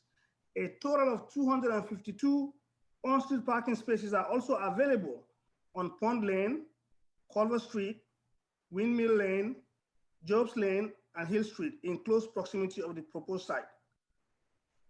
Due to the ongoing COVID-19 pandemic, parking counts were not conducted in the study area to determine parking availability, since the current conditions will not be representative of normal times. So in order to determine a more realistic parking utilization for the village in the vicinity of the site, research of parking studies prepared for the village pre-COVID times was conducted. Based on the research, it was determined that the most recent parking study conducted for the village was the 2006-2007 parking study done by Nelson and Pope. Since the study conducted 14 years ago is older than will be desirable, further research of historical data within the study area was conducted to determine traffic growth in the study area over the years, if any. Available data, traffic volume on the roadways in the vicinity of the project site in the village were obtained from the New York State Department of Transportation. Based on the AADT, the average annual daily traffic obtained for roadways in that area from DOT, traffic volumes in the roadways in that area did not grow significantly between 2004 and 2017. Since the traffic volume did not grow over the years based on this source, peak hour traffic volume and resulting parking demand in the vicinity of the study area are not expected to increase. Therefore, the results of the 2006 and 7 parking study are useful in determining peak parking demand in the study area. That being said, the general conclusion of the 2006-2007 parking study was the village of Southampton had sufficient public parking on and off street to meet typical seasonal parking demand. The supply was almost 20% greater than the demand on both weekdays and weekend. Our current parking assessment included the peak parking demand of the 2 parking areas that are close to the site and the 3 streets that are also close to the site that were considered in that study. Those streets were Windmill Lane, Hill Street, and the 2 parking lots. And we should note that Pond Lane and Culver Street were not part of the 06-07 study, but contain over 80 parking spaces and are proximate to the site. So based on the 06-07 parking study, the existing maximum observed occupancy on the 2 parking lots, Gross Lane, Hill Street, and Windmill Lane is 558 parking spaces. This equates to 118 vacant parking spaces in these parking areas. So in that case, the available vacant parking spaces are more than enough to satisfy any additional requirement that may be required by this project. It will also be noted that Pond Lane, the road where the site is located, has 42 parking spaces that will be accessible to the PCH Center depending on availability. And Culver Street also has available parking. Based on this study, based on the availability of parking in the village, the result of our parking assessment shows that the 6 spaces provided and the on-street and available parking spaces in the village are more than enough and are in close proximity to the site to satisfy any parking needed for this project. This is particularly relevant given the ability of the PCH and Visitor Center to time events not to coincide with other public events in the village. That concludes the parking assessment. The conclusion here is we have enough parking in the village to support what is required for the PCH Center. We also looked into the access to the site. Currently, there's an existing 16-feet wide driveway that is supporting the house at the rear of the site. The existing driveway will be widened to 20 feet to meet minimum requirement for a fire truck to access the property and to provide two-way access. The proposed 20-feet wide access meets the American Association of State Highway and Transportation Officials minimum requirement for two-way travel on a low volume and low speed roadway, which is representative of this driveway. In conclusion, past studies and observations find that the village parking lots and on-street parking is not fully utilized, and it's expected that available parking will be present to support the proposed use, and the proposed site access will be more than adequate to support two-way traffic. Therefore, we believe there is a basis for favorable consideration of the parking variance by the ZBA. That concludes my presentation, and I will gladly answer any questions that the board might have. Thank you, Osman. That's all our experts for tonight. If the board has any questions, be more than happy to answer them. I have some questions on the parking. Okay. They give a quote of how many parking places are in the village because you don't have room on the property. So if there's an event going on here, they're using those parking places, but that means that those stores and businesses that normally would be using the parking places they're going to diminish the amount of spaces that the rest of the village has to use during that time, because now you're loading those parking places on top of the shopping and the storekeepers and those activities. So, you know, I don't know, you know, if that, to just do some kind of balancing for that, you know, allowing for the other businesses that also use those spaces. Then the other question I have is, it seems like there's a lot of administrative offices on the property, but there's only 6 parking places. How many people, what's the staffing on here? Is there enough parking just even for the staffing on this property? I'll have Osman answer the first question as the parking expert. Dr. Key answer the operations question. Let me answer the first part of the question. As detailed in the parking study, there are so many other municipal parking lots in the village, and the ones close to this proximity have that availability. And based on the report we had mentioned, the PCH Center will make sure all the events are coordinated so they're not going to coincide with other big events in the village. That being said, the amount of spaces available without other events is way more than enough to support for the 3 spaces that may be needed if they need them. And the second part of that is what's the staffing for the different buildings and on the property? You know, the daily staffing. Bob Nelson, based on the plan, from what I saw on the plan, we do have, I don't think we have more than 6 employees at the same time on the site. And there is ample parking on Pond Lane itself. Well, I mean, I see a Koisk and I see the Pyrus homestead.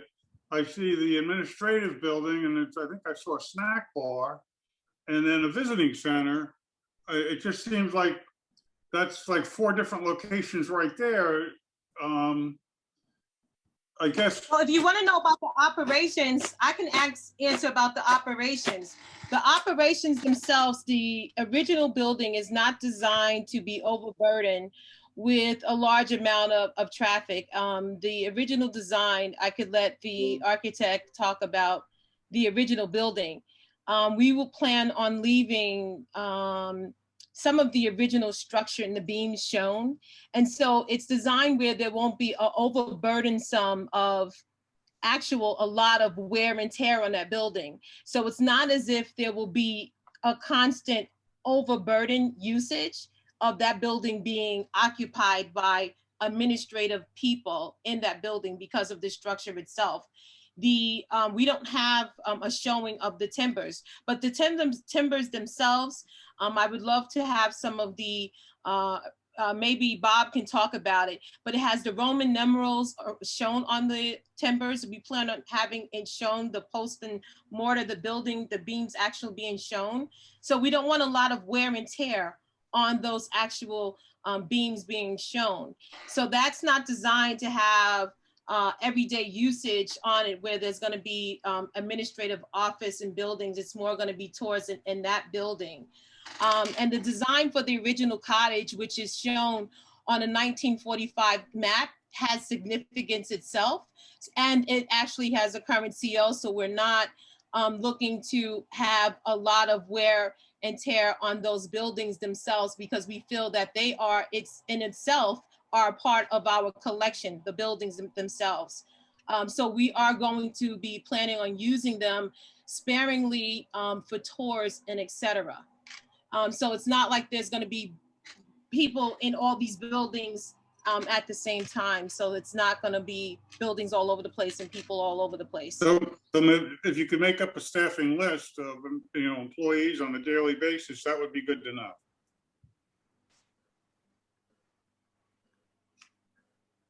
We have an operations plan, but I don't, I'll let Anthony answer that. Okay, thank you. And as far as, I don't know where Mr. Barry, a 2003 to 2006 study, it is impossible to park in the village almost any time in the summer. The reason people don't shop, but they can't find a parking place. They use the dog park for parking because they can't use those lots. They're full. So I suggest that you reevaluate or do something to recognize that there is a terrible parking problem in the village of Southampton. This is not a secret. To respond to that, we did the study for the village of Southampton in 2006 and 7. It's 2021, sir. I know, that's why we went to look for historical data to support that the increase in traffic from then to now was not significant. So the conclusions we had then and now, and based on what we observed currently, an aerial photograph showing, we still have ample parking to support. When did you make these observations? It is just, I'm sorry, but I live here all the time. I don't go to the village in the summer to shop or eat because I can't park. We used to use the movie theater. They blocked us from that parking. Really, sir, there is a serious deficit of parking. And I would hope that you would include in your study the peak from now until September 10th, let's say. What is the accessibility of parking in the village? In the area that you're concentrating on, sir. The study we did was done those time periods. We did a study in the whole summer and we did for September when we did the study. The results we provided then corresponded to data collected from July to September when we did the study. Which was the date? 2006 and 2007. Right, but things have very much changed out here, sir. It has changed in history. It has not changed significantly based on the data we collected. Also is that you say you're going to have group events on off-peak hours or off-peak times so that there's not like overlapping parking issues. But correct. I don't know how big these and what type of group events. is it gonna be theater? Is it gonna be movies? Is it gonna be music? Is it gonna be 200 people? Is it gonna be, can you give us a little breakdown on what are the group events that would be taking place? Well, we work with several of the other museums. We're part of the Hamptons Art Network. We work with the surrounding museums in the area. It's no different than any of the museums directly in the village, or some of the other organizations that come. I don't see how the parking areas of the entire Southampton is going to be this concert's problem. I really don't see how this is our problem. There's so many events that happen in the village, whether it's the restaurants. When the Parish Museum left the village and the new Southampton Arts Center come in, was this now the question that was asked to them? I mean, I really don't see how this now becomes just the issue of the concert museum. When we had the same issue, what does the museum next to us do? What does any of the other museums do? We're going to follow the rules that are on the books. There is something prescribed. We are quoting not only the study that Osmond is talking about, but a study that the subsequent organization did after the study that he did. We're actually not referencing asking anything. materials that are within our reason. I understand. You're actually asking us for a very significant variance. Because this is something that you adopted. We're referencing something that your board adopted. Shared parking is something that your board referenced and adopted. Osmond, do you have the study? Let Osmond, please, let him. Yeah, you want me to say something? Because we're referencing shared parking that your board adopted. Let him speak on the parking. Let me address on the parking. The town, the village also did a study in 2013 for shared parking. And there was recommendations given to the town if businesses can coordinate to do shared parking, because the peak parking characteristics of the uses does not occur at the same time. Once they do that, it's even going to free up more parking in the village. So if and only if they even implement those recommendations to do shared parking, you can even have more parking in the village than it is. It's not the parking problem, it's the parking management. The village may have a parking management problem, not a parking deficit. And the study is there that was done for the village in 2013 that referenced my study in 2006, and they gave the clear recommendation to the village that if they do implement shared parking strategies for mixed uses in the village, allowing businesses to coordinate their peaks and allow shared parking, that will free up more parking in the village and will make it easier to park in the village. So the issue is not unavailability of parking, but it's parking management. And there are large events in Agawam Park, 700 to 1,500 people. So you cannot tell me that people do not walk in the village. There are special events which will be coordinated, and we know for a fact that there are large events in Agawam Park and people do walk. I am there on every weekend. The Job's Lane is blocked off with barriers. Don't tell me that people don't walk. This summer, there was no cars allowed. There was things in the street. There are parades. So please, we know that people do walk and parking is figured out. So I cannot accept the fact that we're saying that parking is a precluding. We even spoke to partners at libraries and various places that gave us letters that would also look at ways to think about parking and shared parking. So this cannot be the only factor that we're talking about here. If you don't mind me, I would like to also make a comment. When I was assistant to the mayor, I remember there was considered an issue with parking in front of the village hall. It come find out that the people that were employed in, I'm not going to quote exactly where it was, but in front of the village hall, they were supposed to be parking in access parking lots, and they weren't doing that, which was clogging up all the parking. So I remember the study was done. I recall that, and maybe it was a few years ago, but I remember that, as Mr. Osmond has said, management probably had something more to do with it than people not having enough parking. People really, to be very straight up with you, people just didn't want to walk, but they had ample parking spaces. Thank you. Any other questions regarding the parking? Well, could you, let me follow up on Dan's question. What are the special events? Dr. Kate?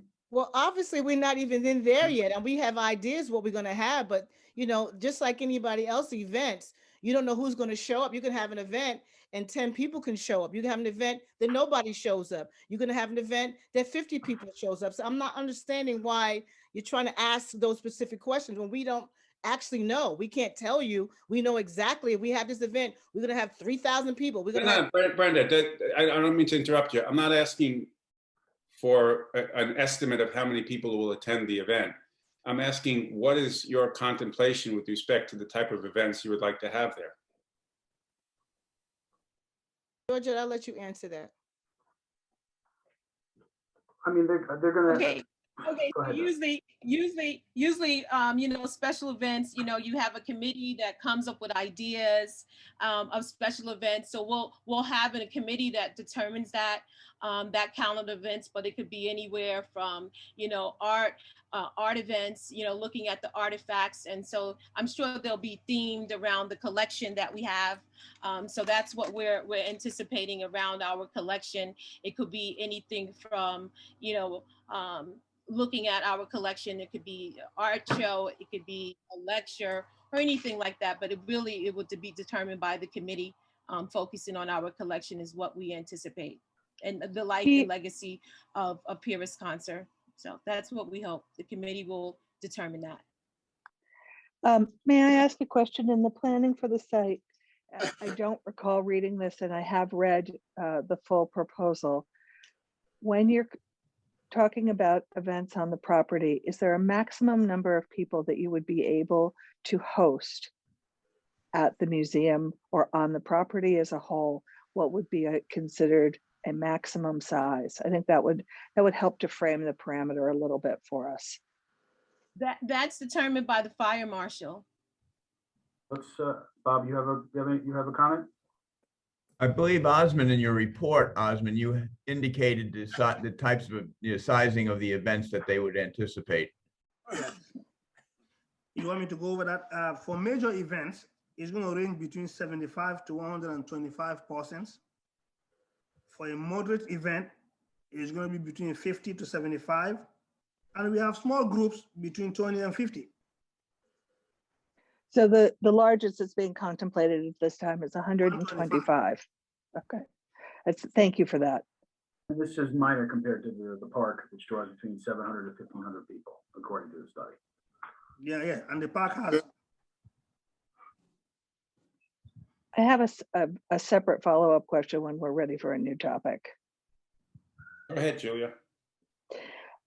Mr. Curcio, in the beginning of your presentation, and I have read materials on this, I had contemplated at our last work session what the IRS designation was for the property. I understand tonight from the statements that you made that the museum has been designated as a 501c3, but that there is also separate alignments. I think that I was understanding, because you were referencing C9s, C6s, C8s, and also I think there was some partnership with the school. I'd like to have more clarity about that, please. And it may be that we need a little bit more information about the IRS designation, because how you operate, how funds come in, and how you're classified, they all do matter. And it has been of interest to me, particularly in the changing and the contemplation between residential to a nonprofit status. Okay, well, I could tell you that the funds are provided through grants. I can't really get into specifics. That's kind of out of the purview of the ZBA. Regarding the 501c. But it isn't out of our purview to ask questions about whether or not it's designated.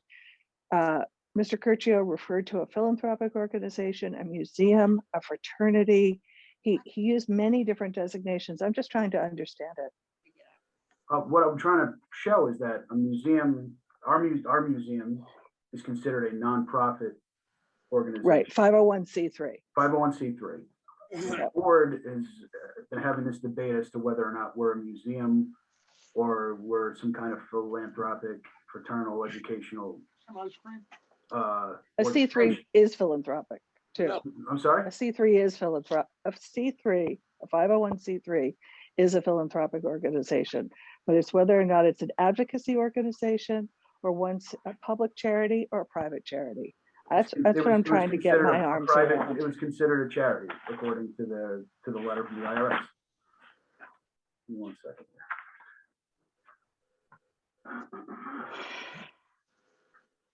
Just want to make sure I have the right thing.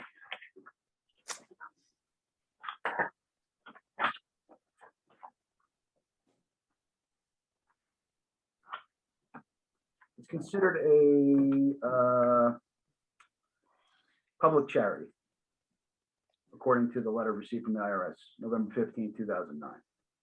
Okay. As a 501c3.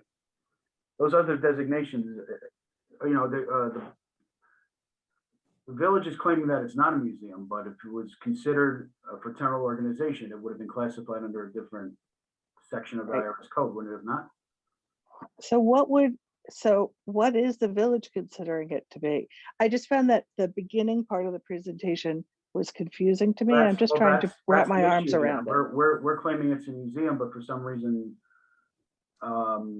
there's a variance that it's not a museum, that they want to classify it as a philanthropic organization. We're saying the use is for a museum, and we don't have, you know, that's what it is. Every sign points to being a museum, so I don't understand how it could be characterized as anything different. Excuse me. There are a lot of tax people who will tell you different reasons for it. And I'm not a tax specialist. I can tell you, I'm the nonprofit expert. I can tell you right now, there's a difference, first of all, because museum, number one, is a protected word. Not everybody can use a museum. You can't use the word museum. It's a protected language, that's number one. You can't use it. And how you use it, it's licensed through the New York State Board of Regents. And there is a certain amount of laws that protect it, and there's certain things that you have to do if you have that language and you use it. Okay?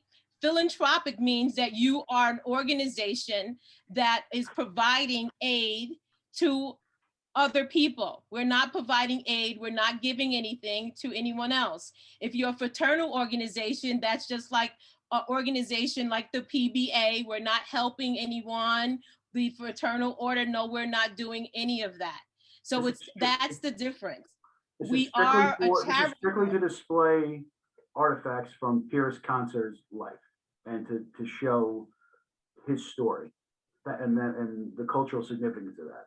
Nothing more, nothing less. We're not giving scholarships away. So then is it potentially a homestead as opposed to a museum? Or I'm just trying to understand it as it relates to the zoning code. That has nothing to do with it. Yeah, I don't know what you mean by a homes by once you say it's a museum, it's a museum. I think that I'd like to have is the collection. We have a collection that denotes a special care that we must provide for this collection, and that is the order of the museum. We're 501c3, we're a museum, that we have a collections that we must care for, and we've been a museum since the start. That's what the intention for it. And not only do we have artifacts that were from the dig, but also the building itself is a part of that collection. The timbers that we've retrieved is a part of that collection as well.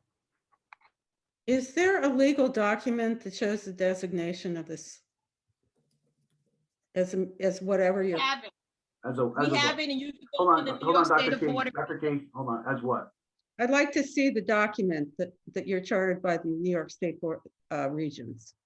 I'd like that to be part of the package, please. I'm asking for that document. I have it right here. No, I mean that you put it in the file, please. That's what I'm saying. I'm just taking it out of my. And any other designations or IRS designations, the official, we need to know this information. I find it unusual that we don't have it, but we But need I it. don't I am think- requesting it. I do not want to be interrupted. I am requesting it. But you can interrupt me, and I don't see how this Dr. adds to the Key, please. variance. Dr. Key, please. Okay.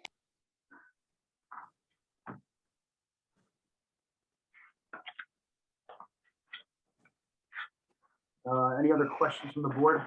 Yeah, I do. I'm gonna change gears on you a little bit. There's a Koisk on the property, and I don't. There's a what? I'm sorry, I didn't hear what you said. A Koisk. I guess it's a ticket booth. I don't know. There's a building with it says Koisk on it on the site A plan. kiosk, yeah. A kiosk.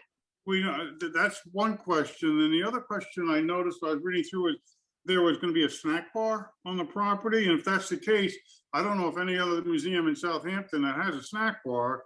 And with all the restaurants in the village, I don't know why there would be one. It would sort of seems to take away from the historical, you know, I think the story of Mr. Concer's life is very important. And it just seems there's a lot of peripheral stuff going on around the property that doesn't pertain to his life, like a ticket booth or a snack bar. So maybe you could explain why those are needed on the property. I can address the ticket booth. The ticket booth has to do with, we had Pierce Concert, as I stated in my original statement, that he had a Agawam ferry, a taxi service, and they did reenact that at one point, and they had a boat in the water. I don't know if you recall that, Dan. It was really beautiful. I don't know if anybody have taken that ride. It was a beautiful, beautiful ride. So we're hoping the Agawam Lake will get back to health as whatever it is they're trying to do with it. I'm hoping, I think I saw something in the paper today that I think is getting better, but we're looking at putting that boat back in the water.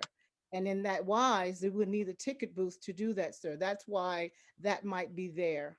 I guess my thought was they could sell tickets right at the boat launch, not to have a whole building on the property just for the ticket for the boat ride, which would be for just a couple of months in the year, I imagine. I think that was also too to hand out informative information too. You know, people come and want to come up there, want to find out what's this all about. I mean, because I was there at one point when they were originally having the boat there, and I was there almost every Saturday. And, you know, we're there trying to tell the people what to do, you know, not what to do, but tell them about Pierce Concert and set it up. But yeah, I think the boat ride, I'd love to see that back there again, you know? Well, you got to help us out, Dan. You got to help us out, okay? You got to help us out. Get on board and help us out, okay? Because it was beautiful, absolutely beautiful. But I don't think it was considered a house. I thought it was just like a booth. It wasn't a house. Well, it's a building. It's a structure on the property, which is part of the whole proposal. 80 square feet, though, it can't be considered. Yeah. The other question I have is they have a tranquility pond, and it's a water feature which could be dangerous. Children can fall in it, they can run in it, play in it. I don't know how deep it is. I don't know if it has a filtering system. Does it have to be fenced? So I have some safety concerns about the tranquility pond. I can, Bob Nelson, I can answer that particular question. The Tranquility Pond will retain water. It'll be designed so it doesn't become stagnant. There will be a recycling system, but it's also incorporated into our drainage system, and it functions as a retention basin, a temporary retention basin where the water then can infiltrate into the vegetated area on the side. There is, and I mentioned in my conversation, we have a 4-foot barrier fence. The village requires around any water feature a barrier fence, and so that we have created one completely around this particular property. It is gated, so then it is protected. I probably want some more detail on that. We can provide that. And Bob, did you also talk about that we felt that it was a very inclined hill to climb and that we would need to have some rest? Did we speak about that in design, that we would need to have some way to rest, and so we needed to have some. The accessible walkways require flat areas every so often. after distances such as a handicap ramp. So it's designed similar to that. We will be putting seating areas in the vicinity of the ponds to add, to the amenities of the site.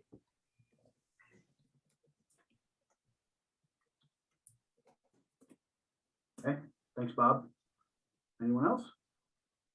Now, and we may be ready to hear if any members of the public would like to address any concerns they may have. Julie, is there anybody in the public who wants to speak?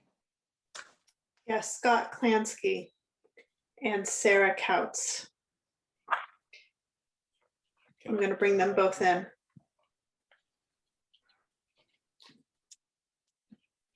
You're both in?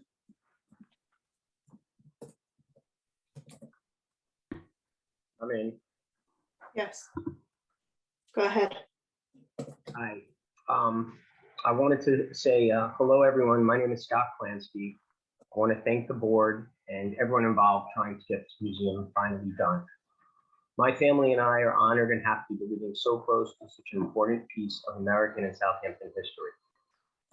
We are fully in support of Mr. Concer's museum. We purchased our property knowing Mr. Concer's house would be rebuilt to honor him. We are concerned that this proposal before us might not be the best for Mr. Concer's historical legacy nor the village of Southampton. Southampton is a very charming town with rules put in place for what I believe are good reasons. With all the required variances, we hope the extras here will not diminish Mr. Concer's historical legacy or the town. We all want this done correctly and to get it right. I'm not sure of the benefit to Mr. Concer's historical legacy and the village by having an additional visitor center and parking. We really hope you guys look closely at the impacts this will have on everyone living in the village. And on a personal note, we're concerned with what walking and driving from our front door will be at times when there is so many people here. And that's it. Everyone have a nice Memorial Day. Thanks for hearing me. Thank you, Mr. Clancy. Sarah, do you want to speak too? Hi, yes. My name is Sarah Couts. I'm Preservation Director at Preservation Long Island. We're a regional nonprofit that advocates for historic preservation throughout the region. And we're headquartered at 161 Main Street in Cold Spring Harbor, New York. And I just want to say my organization has been involved with this going many, many years back. And I also just wanted to note that part of the reason why the property was acquired in partnership with the town and the village using taxpayer money, of course, the CPF is a tax revenue stream, was to do this very thing. And you can go back and look at the town resolutions and other things from the village record. I hope that we can all come together and figure this out. Again, the village is an applicant on this, so I hope that, the board will get in touch with the mayor and other folks who are a part of this decision-making process. I don't think it was ever, meant to be exclusionary, that anybody couldn't come and be a part of the, like Georgette said, there was a planning charrette.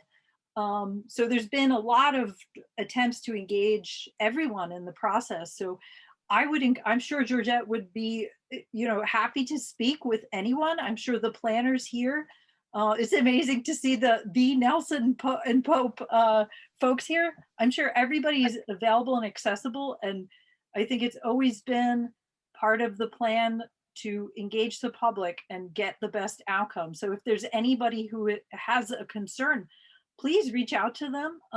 They're wonderful. I've, been involved. So I just want to say it's not, the whole point of this was to engage the public. It's a public museum. It's a public owned site. It will be for the public. And I think everybody wants it to be successful. And it's just so exciting to see this finally coming to a point where we might actually see Fierce Concert's legacy sail again. So Preservation Long Island is 110 in support of this. We are available if there's anything we could do to move this forward, to answer questions.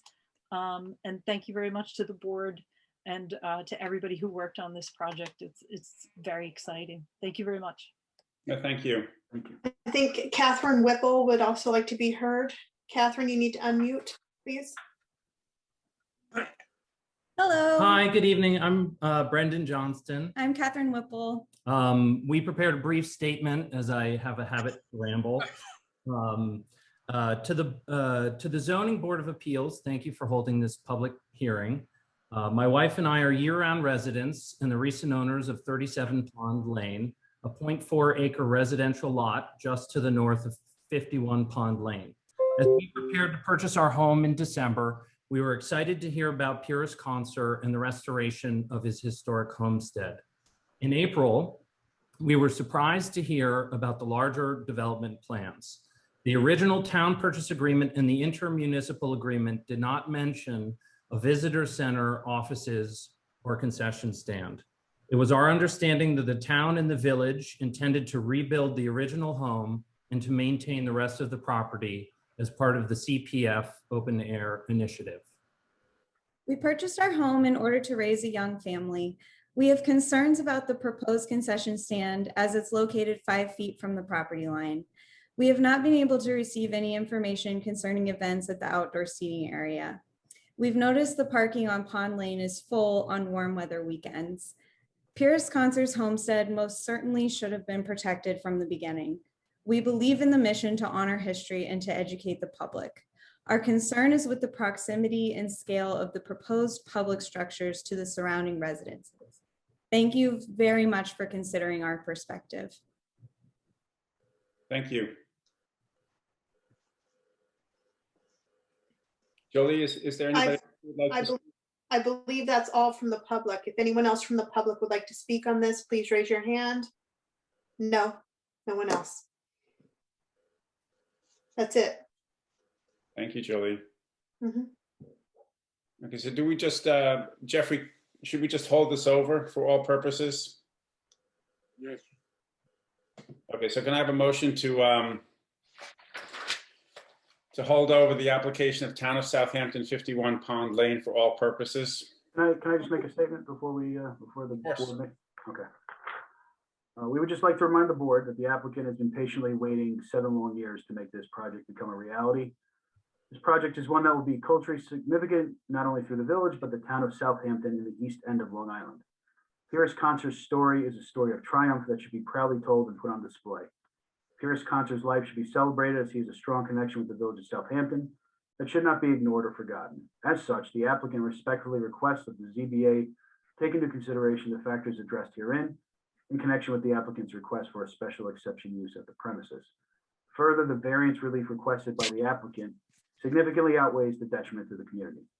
We respectfully ask the ZBA to grant the variance relief and special exception use requested for this important cultural project in the village of Southampton for all Long Islanders to enjoy. On behalf of the applicant, thank you for your time and attention. And I didn't want to abbreviate you in any way. Does anybody else have anything that they would like to add? I think we have a number of questions that still need to be addressed and researched and looked into.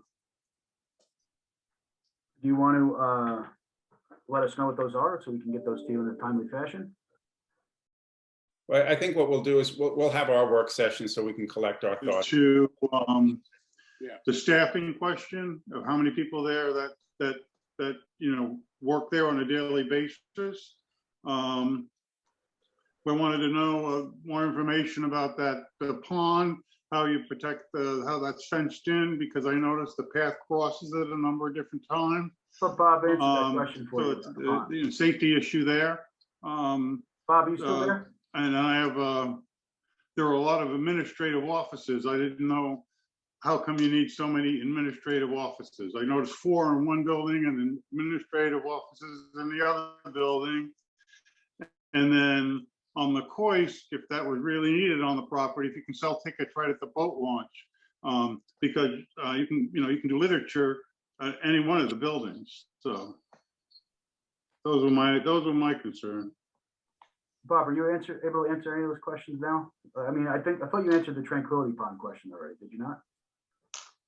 We can put a more detailed discussion for details for him, and we can also involve the fencing, certainly give a much more detailed discussion on the fencing. Okay. Also, with the snack bar, that's a wet use, sir? Is that a Sorry, wet use? It's a what? A wet use in terms of, I'm not sure about that, to be honest with you. well, I can answer the snack bar.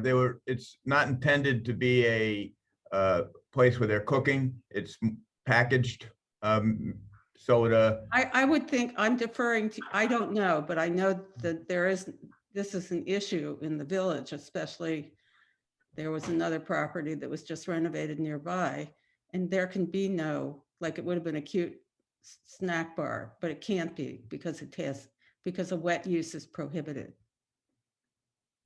That needs to be looked into.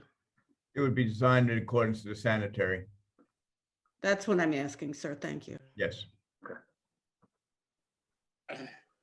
And I would like some clarity about the designations that I asked earlier. Yeah, I don't feel as though I have a clear enough documents here understanding. for you. I can send those to you if you want, the documents you were talking about earlier. Those documents should be entered into the file for all of us, sir. Okay.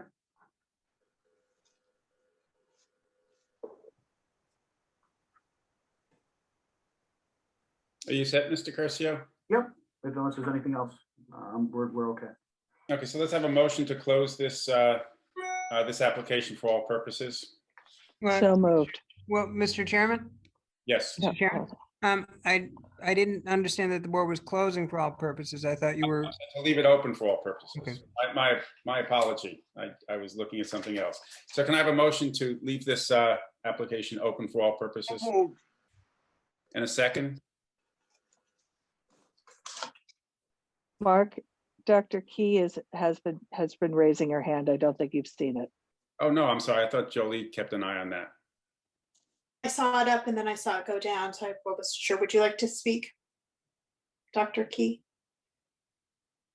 Dr. Key, would you like to speak? Dr. Key? Yeah, no, I think you caught it.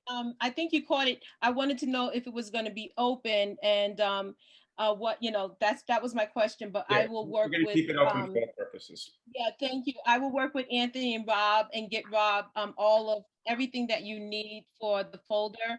And again, we were trying to, when it's multiple players, we're trying to please everyone, and some things have been suggestions to us. So just to let you know that, and we will get everything that you need for the folder. And thank you for your time. But that was my question, if you were leaving it open. But we'll work to get you everything that you've asked for and try to answer your questions. But I also just wanted to let you know some things were suggestions to us, and not that it came from us. But thank you for your time, and we'll work to get your questions answered in a timely fashion. Thank you so much. No, thank you for your presentation. Thank you. Thank you, everybody. For all purposes. Thank you.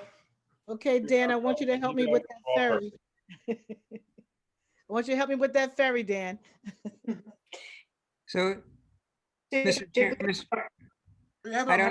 I don't know if there was a vote on the application for the matter to be. We have a motion on the floor. Let's take care of it. Second. We have a second. Yes, Susan seconded. All in favor? Aye. Aye. Aye.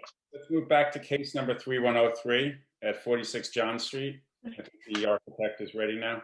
Yeah, just one moment. Let me pull out, there's quite a few people in here. Let me pull everyone out. Mr. Chairman, it's Yeah. Julia McCormick. I'm going to need to excuse myself from the balance of the meeting. Sorry for the very late notice. No problem. Thank you.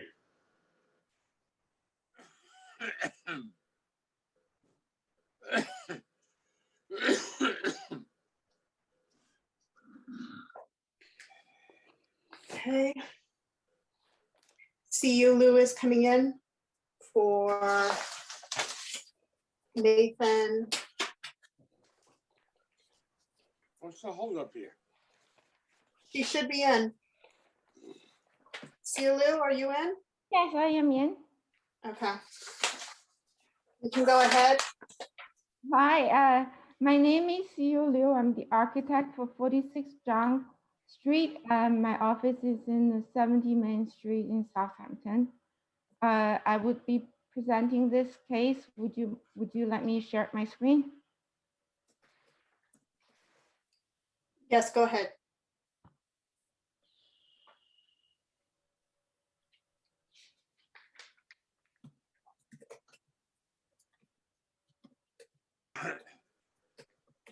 You see it now? Yeah. Okay. We submitted a new survey. You know, the surveyors are very, very busy. I finally got him to get it to me. And here is what we're gonna do. We're gonna take away the relief we received for the side screen porch. So now it's all 12.6 feet setback from the sight line. I confirmed with Tim, and that's conforming. And we are still reducing the front porch, which is non-conforming. The reduction is listed here, 126 square feet. And in the back, we have another non-conforming structure, which is a two-car garage. We're going to reduce it to half. So that reduction is 236 square foot. And the only relief we are seeking now is a 2-foot setback for the swimming pool so that they can have a 10-foot wide swimming pool. And the square footage is only 52 square foot. Compare with what we are reducing both front and back. And we think it's a very small request. And then the swimming pool does not change the character of the neighborhood, and people in the front walking by would now see it. So you're asking for 18 feet where 20 feet is required.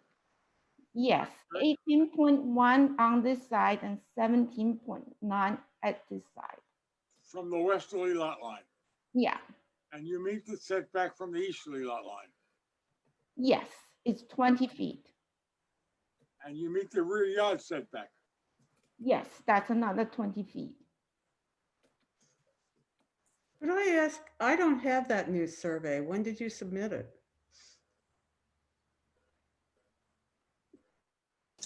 I think it's Monday. Well, I don't have it.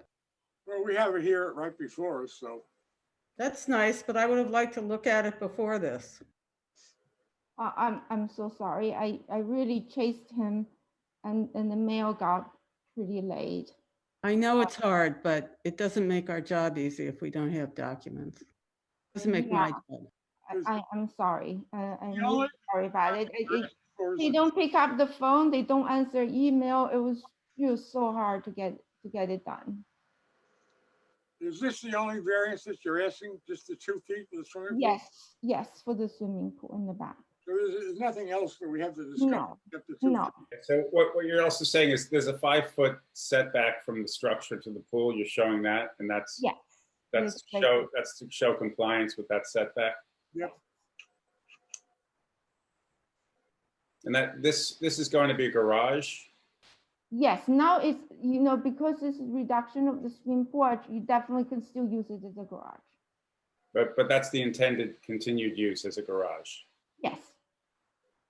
Even if they don't use a garage, it will be a shed. They don't intend to use it for anything else. Okay. Can they even drive to the garage? Yes, yes. They can now, yeah.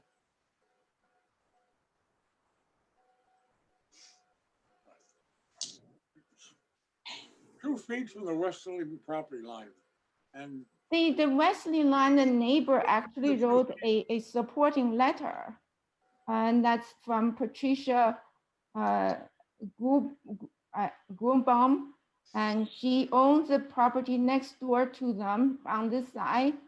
And she's at 40 John Street. And then she has no objection. The letter was dated March 16th. This is the neighbor right here. okay. We did also receive some negative comments from other neighbors. Yes. I think that was about the screened-in porch. Yes, I think they saw the. I don't think so. because it was dated earlier. It was dated March, I think. I have a May 18th designation on these things.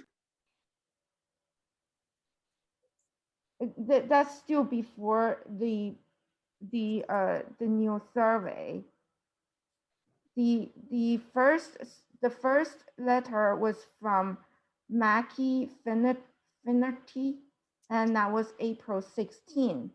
And then the second one was a handwritten one, and she just said she supported her neighbor Mackie Finnerty, and that was against the screen porch. You've modified the screen porch so it meets the setbacks, right? Yeah, the screen porch definitely need a setback. I want to talk. Only asking for one variance for the pool. Let's not make this into a major crisis. Mark, I have no problems with this now. It's a minor variance request as far as I can. Very minor. I have no problems, Mark.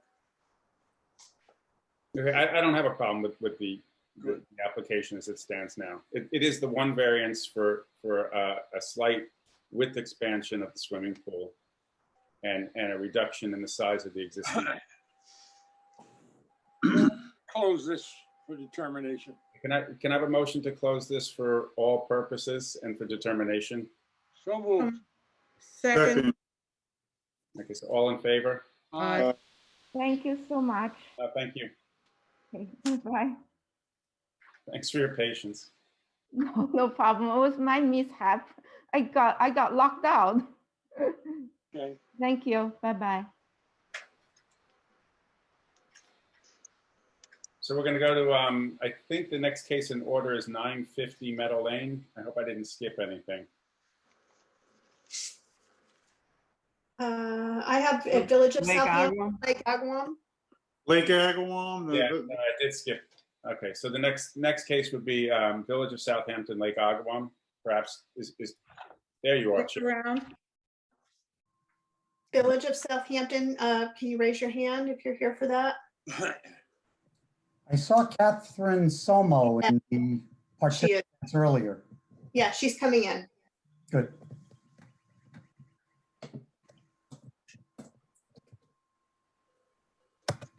Catherine, you're in. We just need you to unmute.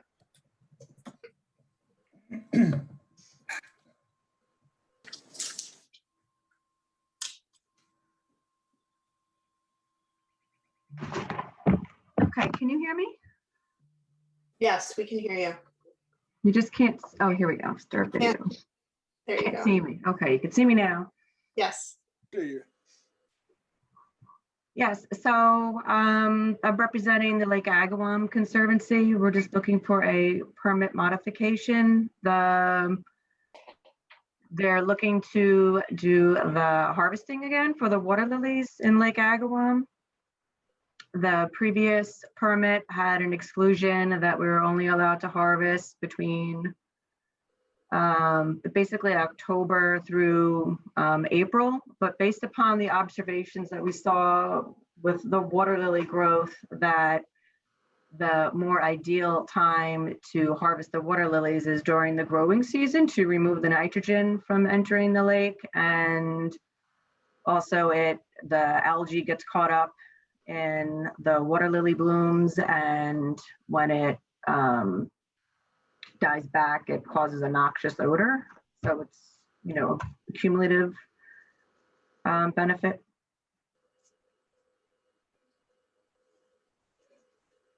So what are you asking for?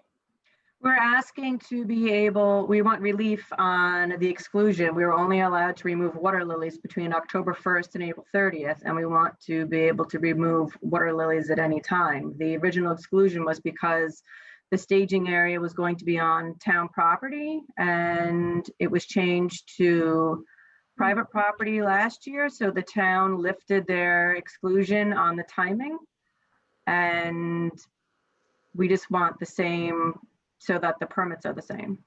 Dick? Yeah, everybody. So we do have a letter from Catherine. It's dated April 9th, 2021. It does outline their request, which is a very small language change in condition number 2 to allow the harvest at any time. And there are a couple of paragraphs of justification. So, I did want to state a number of general things that I think are very important to understand.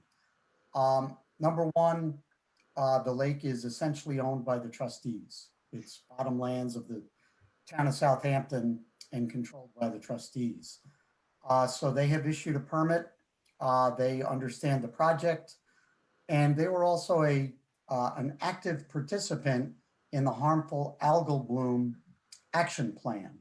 That came out, I think it was year before last or early last year. I think it was just before COVID. And that was a combination project that was really initiated by the DEC. There were a number of participants. I represented the village as well as the mayor and Gary Gillespie. And a lot of effort went into that. And one of the items that was one of the recommendations was to remove water lily from Lake Agawam because it will die off and increase the biomass in the lake bottom sediments. This in turn releases nitrogen as well as phosphorus to the water column. And you may have read or have heard, there's been a lot of attention to potentially dredging the lake. That's a very costly, complicated, and expensive project that's being researched further. So removing the biomass before it accumulates at the bottom of the lake is a benefit. There's no question about it. Things have changed in the lake since my company did the Lake Agawam management plan in 2007. Things have gotten worse. We did have a concern about ensuring that there was some representation of native water lily because it provides some shading and fish habitat as well as productivity.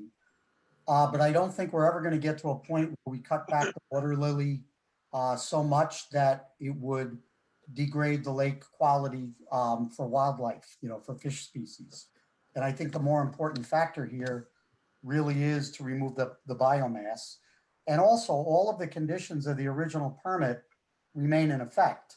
In other words, Catherine's group or the Lake Agawam Conservancy will prepare annual reports. They will retain some presence of water lily. They will remove the standing material so it does not die off and accumulate in the bottom of the lake, but the roots will remain. All those were part of the original permit conditions. So I feel that there is some validity to this request. I'll also note, those that have been touring the lake and observing it this spring, the DEC set some sonic devices which were intended to knock down some of the early blue-green algae growth and activity. There's no definitive signs that that was successful at this point, but it could add cumulatively to the health of the lake. And there was an application of hydrogen peroxide just last week, and that was permitted by my office with the DEC. The village retained a special consultant for lake management to apply that, and there is strong evidence that there has been some success there. So we really are at a critical situation point with Lake Agawam. We are looking to implement the harmful algal bloom action plan, which is available if you want to check websites. And this is part of that initiative. The fact that the town issued the permit for anytime harvesting, I think is useful to know. I would ask Catherine if you could identify where the staging area will be, if it's not going to be the trustees' parking lot, because that was always our impression. If it's going to come through private land, we definitely need to understand that because of buffers and activity near the lake shore. And that was not clear in your application. And also I was curious, it would be divergent from the trustees, but are there clearly seasons when you would not harvest? Because I think at least some limitation as opposed to any time might be something that this board might look for. So for discussion, and that's the overview of the lake, many of the initiatives, and my opinions on this project. Sure. So I would say if we were going to, if you wanted to impose a limit then on the harvesting time due to potential non-beneficial times to harvest within the lake, then it would probably be between October 1st and April 1st. Because we were already seeing the water lilies start to die back in September. And I think by October 1st, it's really getting to the point of no return, and that it's already decomposing in the lake. And we're starting to see new water lily growth coming back in April. But to get the most biomass removal, we want to see it when the water lilies are fully grown back. So it's really more, depends upon the year and what's going on, but it may be as early as May that we would want to do a removal. Maybe in an exceptional year, it may occur in earlier April, but based upon what we've seen so far, I think the earliest we would want to do a removal would be in May, and the latest would be the end of September.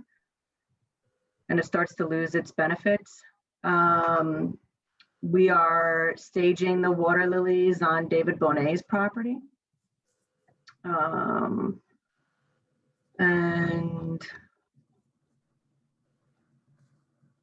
I know Mr. Bonet does have some buffering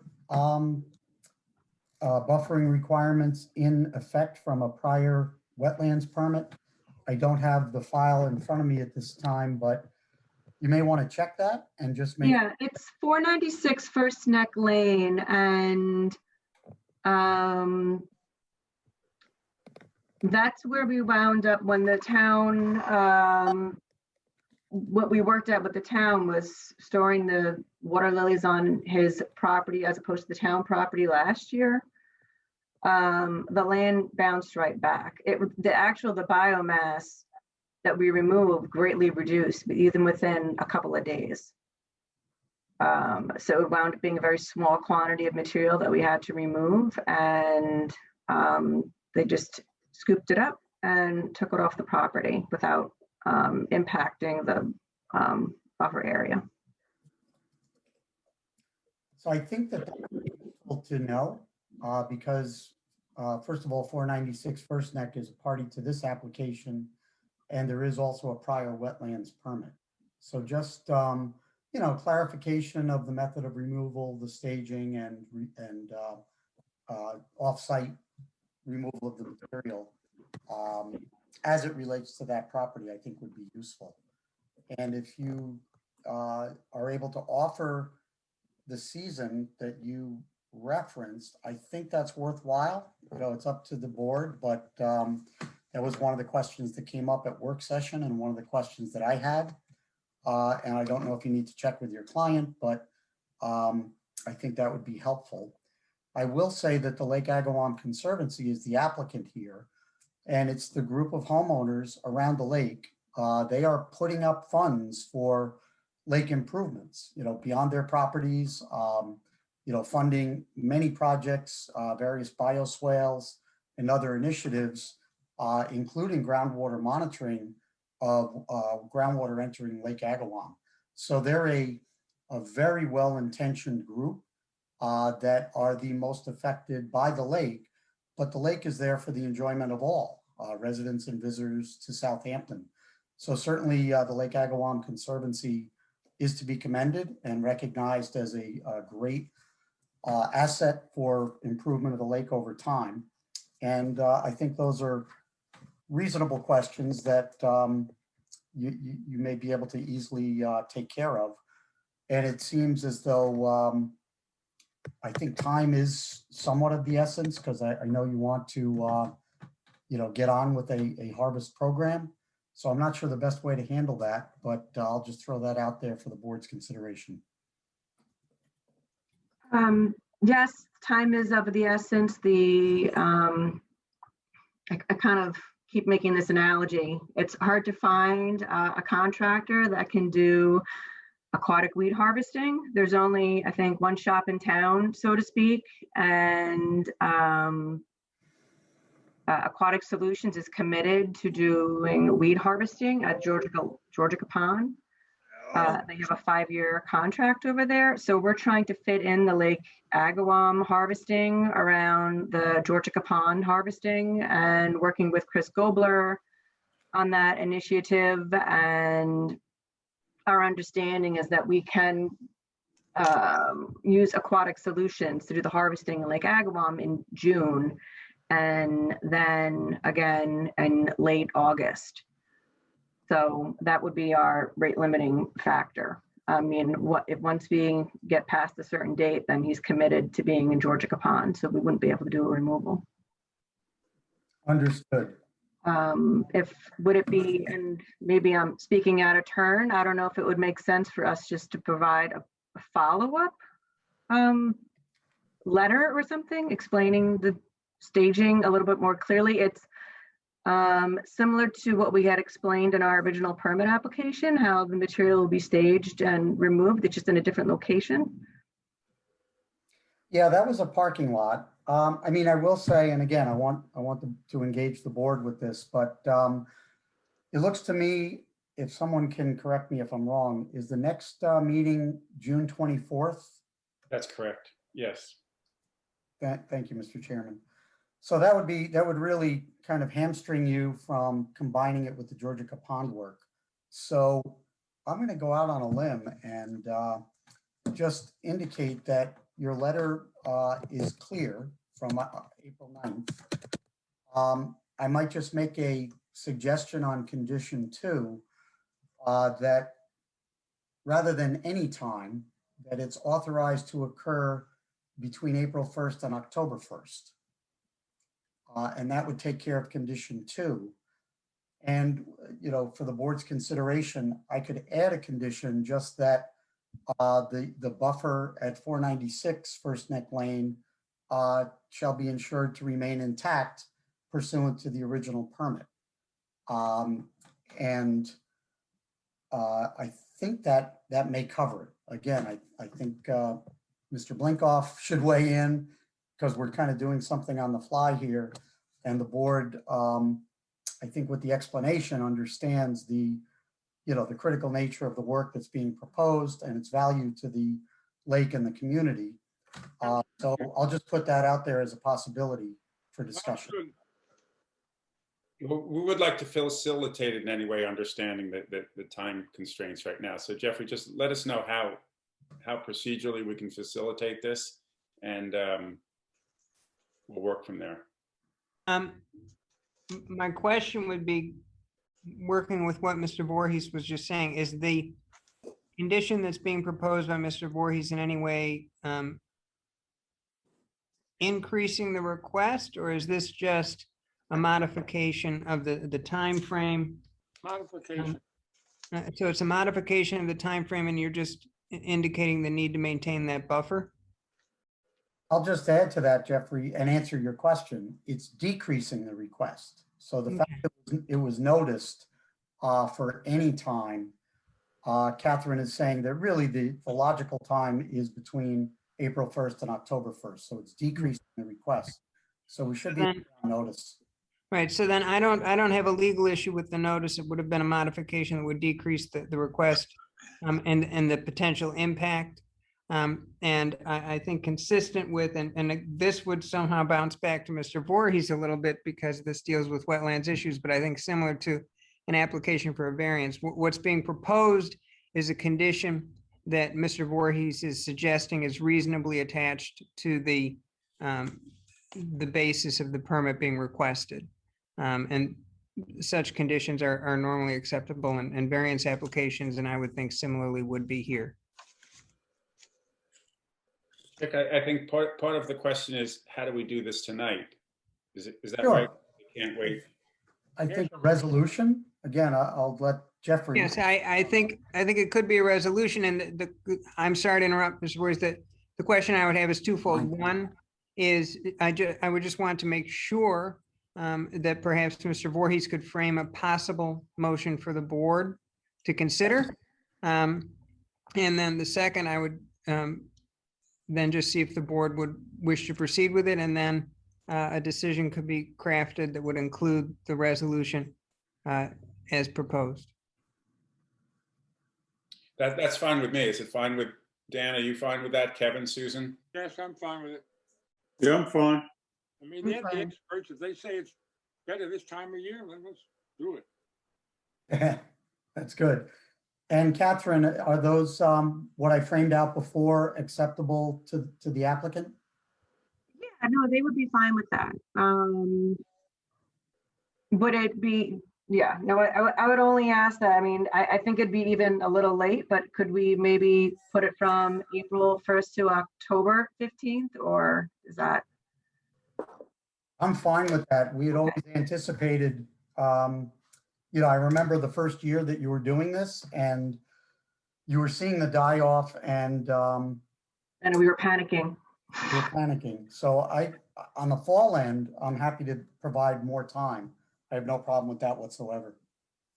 Okay, yeah, I'm just thinking of a contingency in case we're in a situation where we're vying for Aquatic Solutions time. And I mean, if it gets to a certain point and it's just not worthwhile, we're not going to do the removal. They're lined up in order. And I think that's what you found that first fall. Yes. Okay, so with that, Mark, I can frame out a resolution if you would like. Sure, please, go ahead. So this would pertain to the pending application of the Lake Agawam Conservancy for a modification of the previously issued wetlands permit to modify condition 2 for the time period of removal to strike between October 1st and April 30th and insert between April 1st and October 15th. That would be the specific language change to condition 2. And to add a condition that the staging and removal area at 496 First Neck Lane shall be restored consistent with any prior wetlands permits. Okay, great, thank you. So can we have a motion to approve the resolution as just stated by our consultant, Chick Voorhees? So moved. Second. Yeah. All in favor? Aye. Aye. Aye. And Dan? Aye? Aye. That's unanimous. Just want to thank the board. We don't do a lot of stuff on the fly, but this is worthwhile. And I'm glad we got to talk about the importance. These are recorded meetings, and certainly there's a lot of interest in the health of Lake Agawam. So this was a good effort tonight. Thank you. Yes, thank you very much. We really appreciate it. We're just trying to do our part to help improve the water quality in the lake. Well, thank you. We're going to move on to, I guess, case number 4950, 950 Meadow Lane. I think, Chick, you're going to, perhaps explain the before and after. Unless, is there another applicant who wants to present? Yeah, I know that Mr. Bennett is representing the applicant. We did briefly discuss this at work session, and it looked like a less than what was previously approved situation. But I think for the record, it would be important for Don to frame that out. And I can certainly add on to anything that might be relevant. If I may then. Hi, good evening. It's John Bennett and Reed for the applicant. Elliot Lee from Stephen Harris Architects is here. Matt Jarrett from Reese Roberts is a landscape architect, and Melissa Dedovich from Conic Environmental. They're here to answer questions, but I think this is a refreshingly brief matter for you to consider. Rare is it that we come to the board candidly and ask for, in each instance, both the retaining walls that were previously permitted by the December 17th, 2020 approval of this board, and the amount of fill. We're reducing both of those by the retaining wall is going to be a quarter of what you approved, and the fill is going to be about a quarter of what you approved. So that's very, very important. There's no relief requested for any of the house or anything. The house has been substantially changed in design, much to the literally glee of the neighbors to the west. And well, the neighbor to the west had no problem with the original design or anything. The neighbor to the east had some problems, but we have a letter of support from the neighbor to the east and the neighbor to the west. The Architectural Review Board, as glowing language as I've ever seen, approved the Stephen Harris design on, I guess it was Monday night. So we're here to ask the board, in effect, to modify. One could argue that there's not any need for further action because what we're reducing is so significant, but Chris Talbot thought it better just to go back and show the board. The board originally approved, and as you can see, 321 linear feet of retaining wall. The revised plan will show 86 linear feet of retaining wall. That's a reduction of 235 linear feet of retaining wall, all primarily as a result of the redesign by Stephen Harris. So that's about a quarter of what we already have an approval for. And then previously there was 875 cubic feet of fill. This is all in the area between 125 and 150, and at present 171 cubic feet of fill is proposed. That's a reduction of 704 cubic feet of fill. So we haven't changed any of the plantings in the 125 to the 150. The driveway, which you also approved, remains the same. Again, you have letters of support. I'm always hesitant to truncate a presentation where I think more is necessary, but I think this is pretty straightforward. 320 feet of linear feet of retaining wall originally proposed. Now we're down to 86.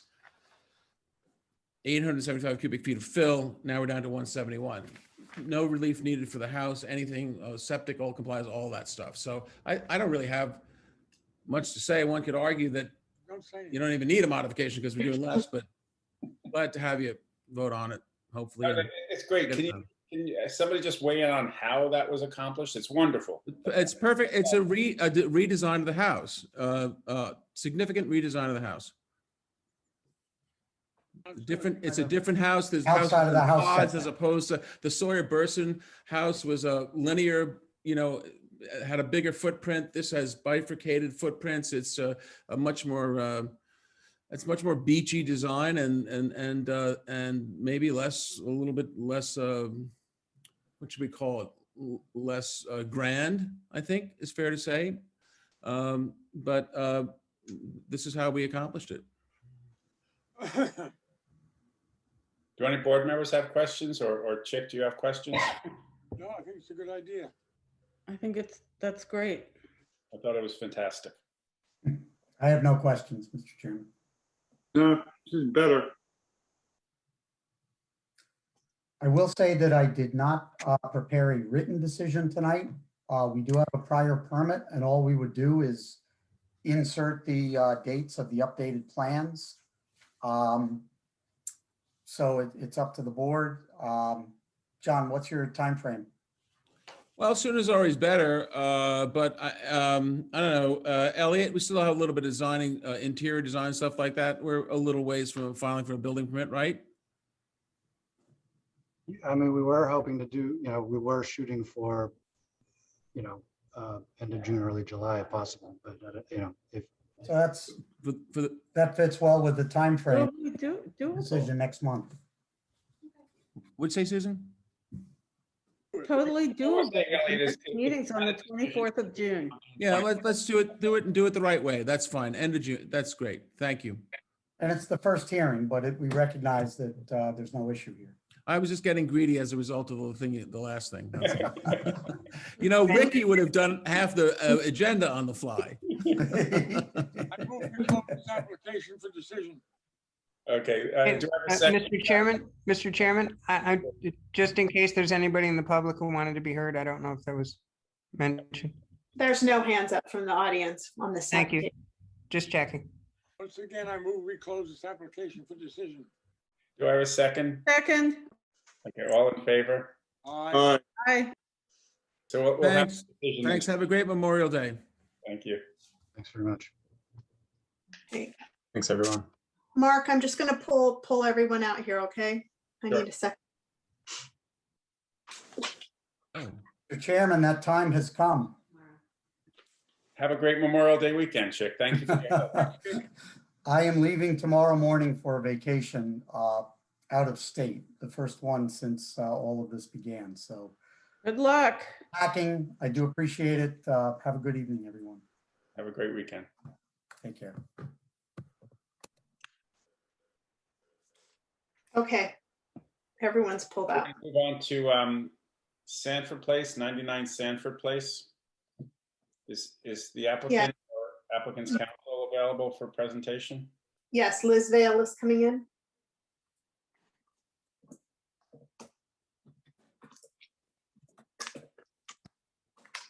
Liz, you're in.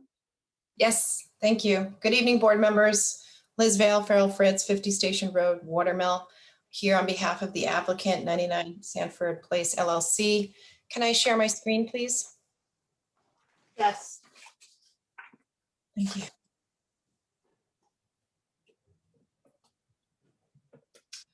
Okay, can everyone see what I'm sharing? Yes. An aerial view of the property. Okay, the subject property is located at 99 Sanford Place. It's comprised of 51,955 square feet or 1.2 acres. It's zoned office district, and it's currently improved with an office building, associated parking with access onto Sanford Place. It has preliminary site subdivision approval from the planning board for 2 lots. One lot is proposed at 21,852 square feet, and one is proposed at 30,103 square feet. The planning board issued its preliminary approval on March 1st, 2021, with the condition that the applicant obtain special exception approval from this board to allow residential use of the property in the office district zoning district. So we're here tonight seeking one single family residential dwelling on each new lot for a total of 2 homes. Each new lot will have 1 residential dwelling and possibly accessory structures, not 2. I don't know if that was an issue at the work session, but I just wanted to make sure I clarified that. That being said, we filed a petition with this board, which addresses the special exception permit standards in Village Code section 116-22. And the application meets the special permit standards to allow this proposed residential use of this office district. I should also just mention that I read the notice that was provided, and we do not need a variance from the use tables. This is permitted as a special exception use in the office district zoning district. Residential uses are permitted by special exception permit. So that's what we're here seeking, the actual permit before this board. So the property is located adjacent to and abutting other residential properties. Across the street from this property is 80 Sanford Place, which is right here. This is a residential property. 120 Sanford Place is also right here. That's a residential property. We also have 115 North Main Street, which is over here. That's a residential property. And we have 111 North Main Street is residentially used. 29 Bowden Square, which is also in the office district, is residential use property. And then as you go down Sanford Place, we have 60 Sanford Place is residential, 40 Sanford Place, 20 Sanford Place. And I believe these 2 properties here on North Sea Road, which is 168 North Sea Road and 146 North Sea Road, are also used residentially while they're located in the office district zoning district. So additionally, the office district zoning district in this area abuts other residential zoning to the north, where there are smaller residential parcels abutting Prospect Street. And there's a mix of office uses and residential uses surrounding the subject property. The proposed lots are similar in size to the residential lots across the street, and they're in keeping with the community character in this neighborhood. The neighbors at 80 Sanford Place and 120 Sanford Place, at the closest proximity to the site, specifically supported the proposed subdivision based on the fact that these properties would be developed residentially, as opposed to having an office or commercial use on site. The establishment of the residential use on the subject property prevents overcrowding of land and buildings. It enhances the value of land throughout the municipality, particularly the residential lots next to this one. It provides housing for the community. It lessens potential traffic, as shown by the traffic report we submitted with our application, where it shows that the office use would generate 3 times as much traffic as the residential use. The plot area is sufficient for each lot, and proposed residences with each lot over 20,000 square feet, which is the minimum lot area in the OD zoning district. The use is also in keeping with the residential uses in the neighborhood, and parking and access is accommodated on site.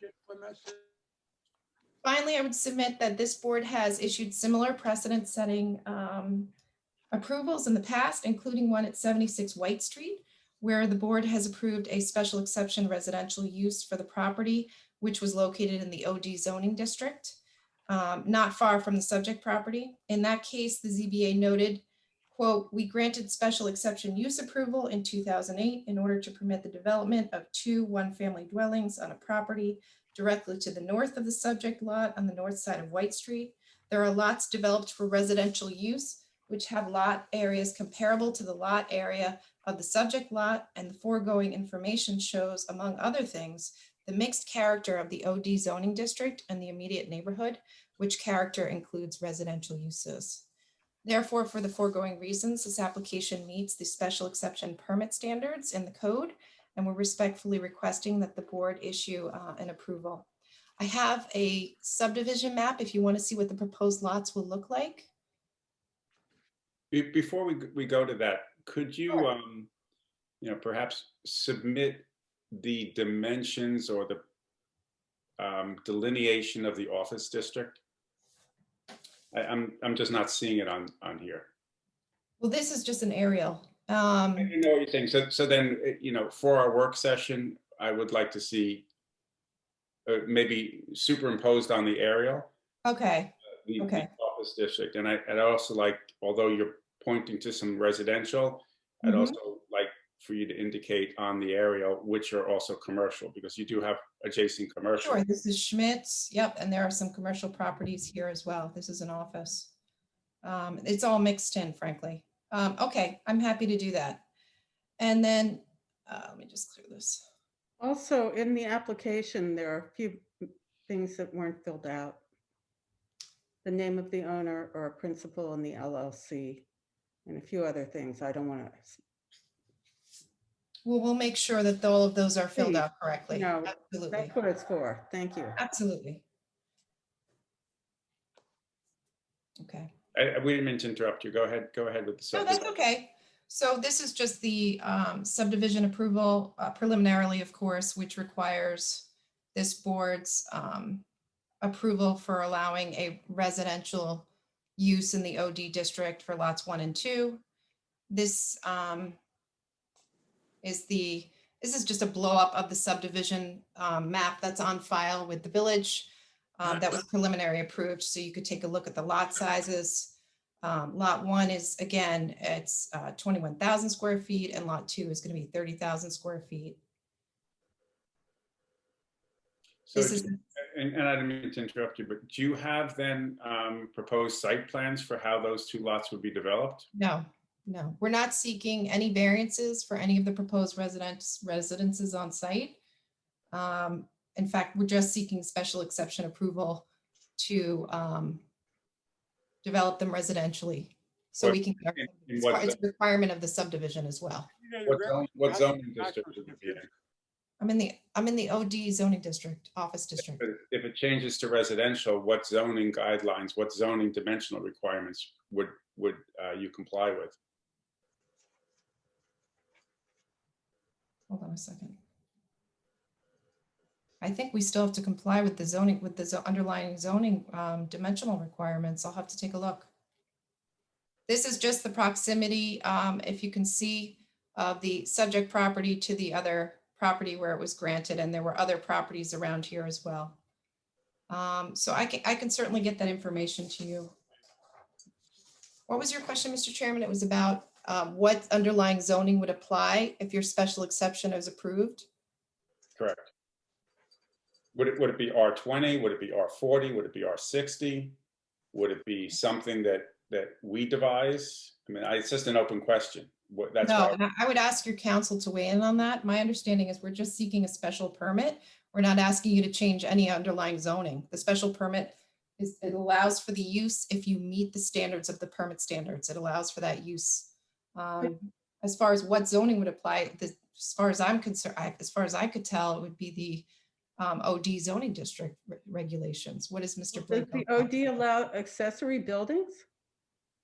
Well, if a residential property would allow accessory buildings to a residential, Right, residence. I know that, but now Yeah. you're saying that the zoning is OD, no matter what, right? That's what we're at. That's what's confusing us, I believe. Jeffrey, since the question was directed to you, would they comply with the dimensional requirements of the office district, even though it's residential, or would we create new Let me see. new dimensional requirements? Quite frankly, Mr. Chairman, I will have to check that as well for you and report back. Yeah, it just says special exception, residential uses. Okay. Next. Come on, it's getting late. Does the board have any other questions? I have dozens of these, and I don't see why there's any problem. It's an upgrade. You like upgrades. Why is it an upgrade? Going from OD to residence. So do you not believe that the village having an office district is important? Which, of course it is, but we have an overabundance of OD. And the comprehensive plan, actually, we submitted that the comprehensive plan, one of the action items was to consider whether or not office districts should allow automatically residential uses because there are so many prevalent throughout the office district. Probably should. But that's not the case. Then It's you not all. have to come to us. No, but it's something that they considered and contemplated with the comprehensive plan. I think it is a planning issue, and that's where I think I'm going with it. So my curiosity here, and we'll discuss it at the work session, is the board in favor if anybody in the office district wants to convert their office to residential, would we be okay with that? But that's not the question. The question before the board is Wait, whether hold this it, hold it, application hold it. should be received, Let me not talk. anybody, with all due respect. But That's very important. I'm sorry, but I have to just make a point of issue because that's a very different question. And it's actually very important to the application before you. Okay. What are we gonna do with this? Hold it open, or we're gonna close it for decision, or what? No, we're going to hold it open for all purposes. So You're moved. going to hear from the public? Is there anybody in the public, Jolie? Nope. Jolie, are you there? Does anybody from the public wish to be heard? There's no hands up in the public, no. Okay, so can I have a motion to leave this open for all purposes? So moved. Second. Second. Okay, all in favor? Aye. Aye. Thank you very Thank much. you, board members. Thank you for your time, and I hope you have a nice weekend. Thank you. Have a great Memorial Day weekend. You too. Thank you. Last case. It is the last case because the Joseph McLaughlin was adjourned. So Kevin, would you mind taking this over since I am recused from it? It is Yes. Friendly Manor, 86 West Prospect Street. Friendly Manor LLC, 86 West Prospect Street.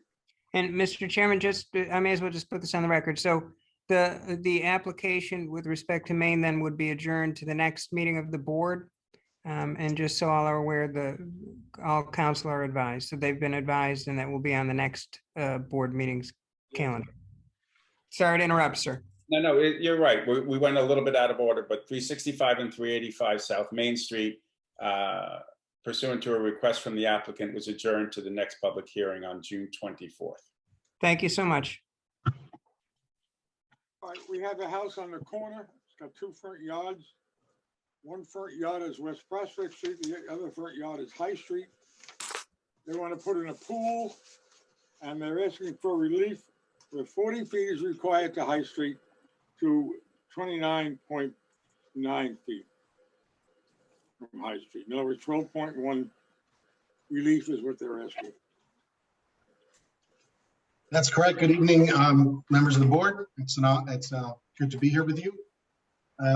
As noted, this is a rather straightforward request for relief from the accessory front yard setback on a corner lot, which is burdened, as you know, as all corner lots, with two front yard setbacks.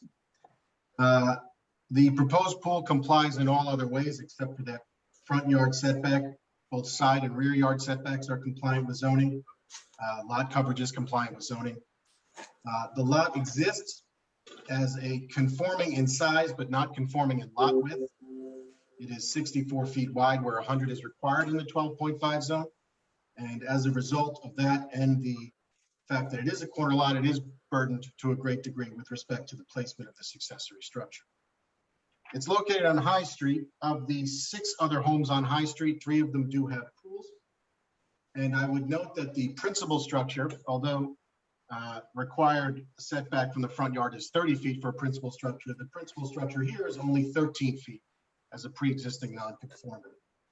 The average setback of principal structures on High Street is actually roughly 24 feet. So most are non-compliant with the principal setback, structure setback, as a result of pre-existing non-conformities. Pools are certainly not strange to the area. Within the larger block radius of this, there are 30 pools. Again, 3 pools on High Street. So certainly adding a pool would not change the character of the neighborhood. As you can see from the survey, there's really no other place to put this pool on the lot, and no way to put a pool that would be conforming in nature. In fact, the lot width is 64 feet. To conform, you would have a pool that is roughly 4 feet wide. And my client's certainly intended purpose, as anyone is with a pool, is to have a pool that certainly you can have, you can enjoy more easily than you can with a 4 foot wide pool. The neighbors surrounding the home, both all to the east, the south, and the 2 to the west, have all written in support of this application. I should note that. With regard to the neighbor to the south, and let me just get that address quickly for you. That is 32 High Street. They were asking, they would be supportive if we were willing to move the pool 5 feet from their border, which would still be compliant with zoning.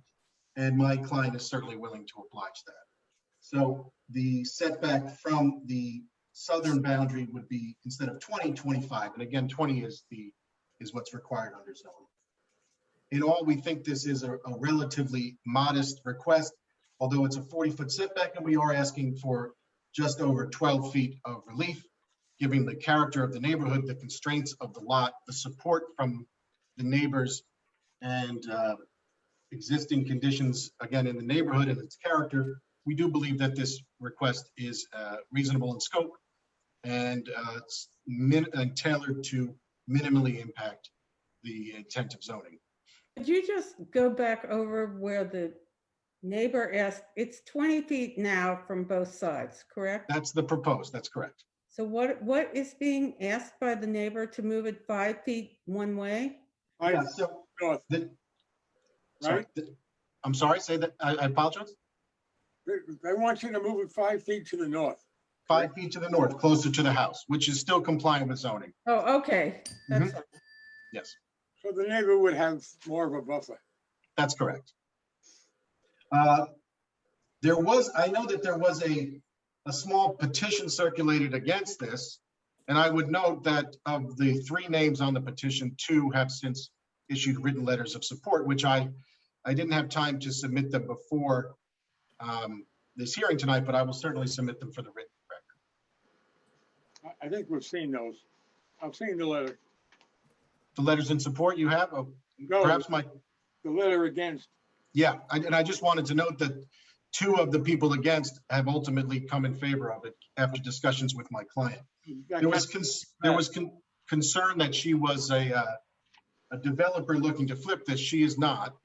She is this is looking to be her permanent home, and the fact that she owned it in an LLC, I think, raised some eyebrows. But She's owning it in an LLC because her intent, she spoke with her accountant, and that's the easiest way to devise it to her daughter. So this is intended to be the long-term family home. Okay. But don't we need a new survey if you're gonna move it? Well, I would say, I'll defer to your counsel on that. We're absolutely willing to do that because we are not asked, because moving it in no way affects the relief we're requesting.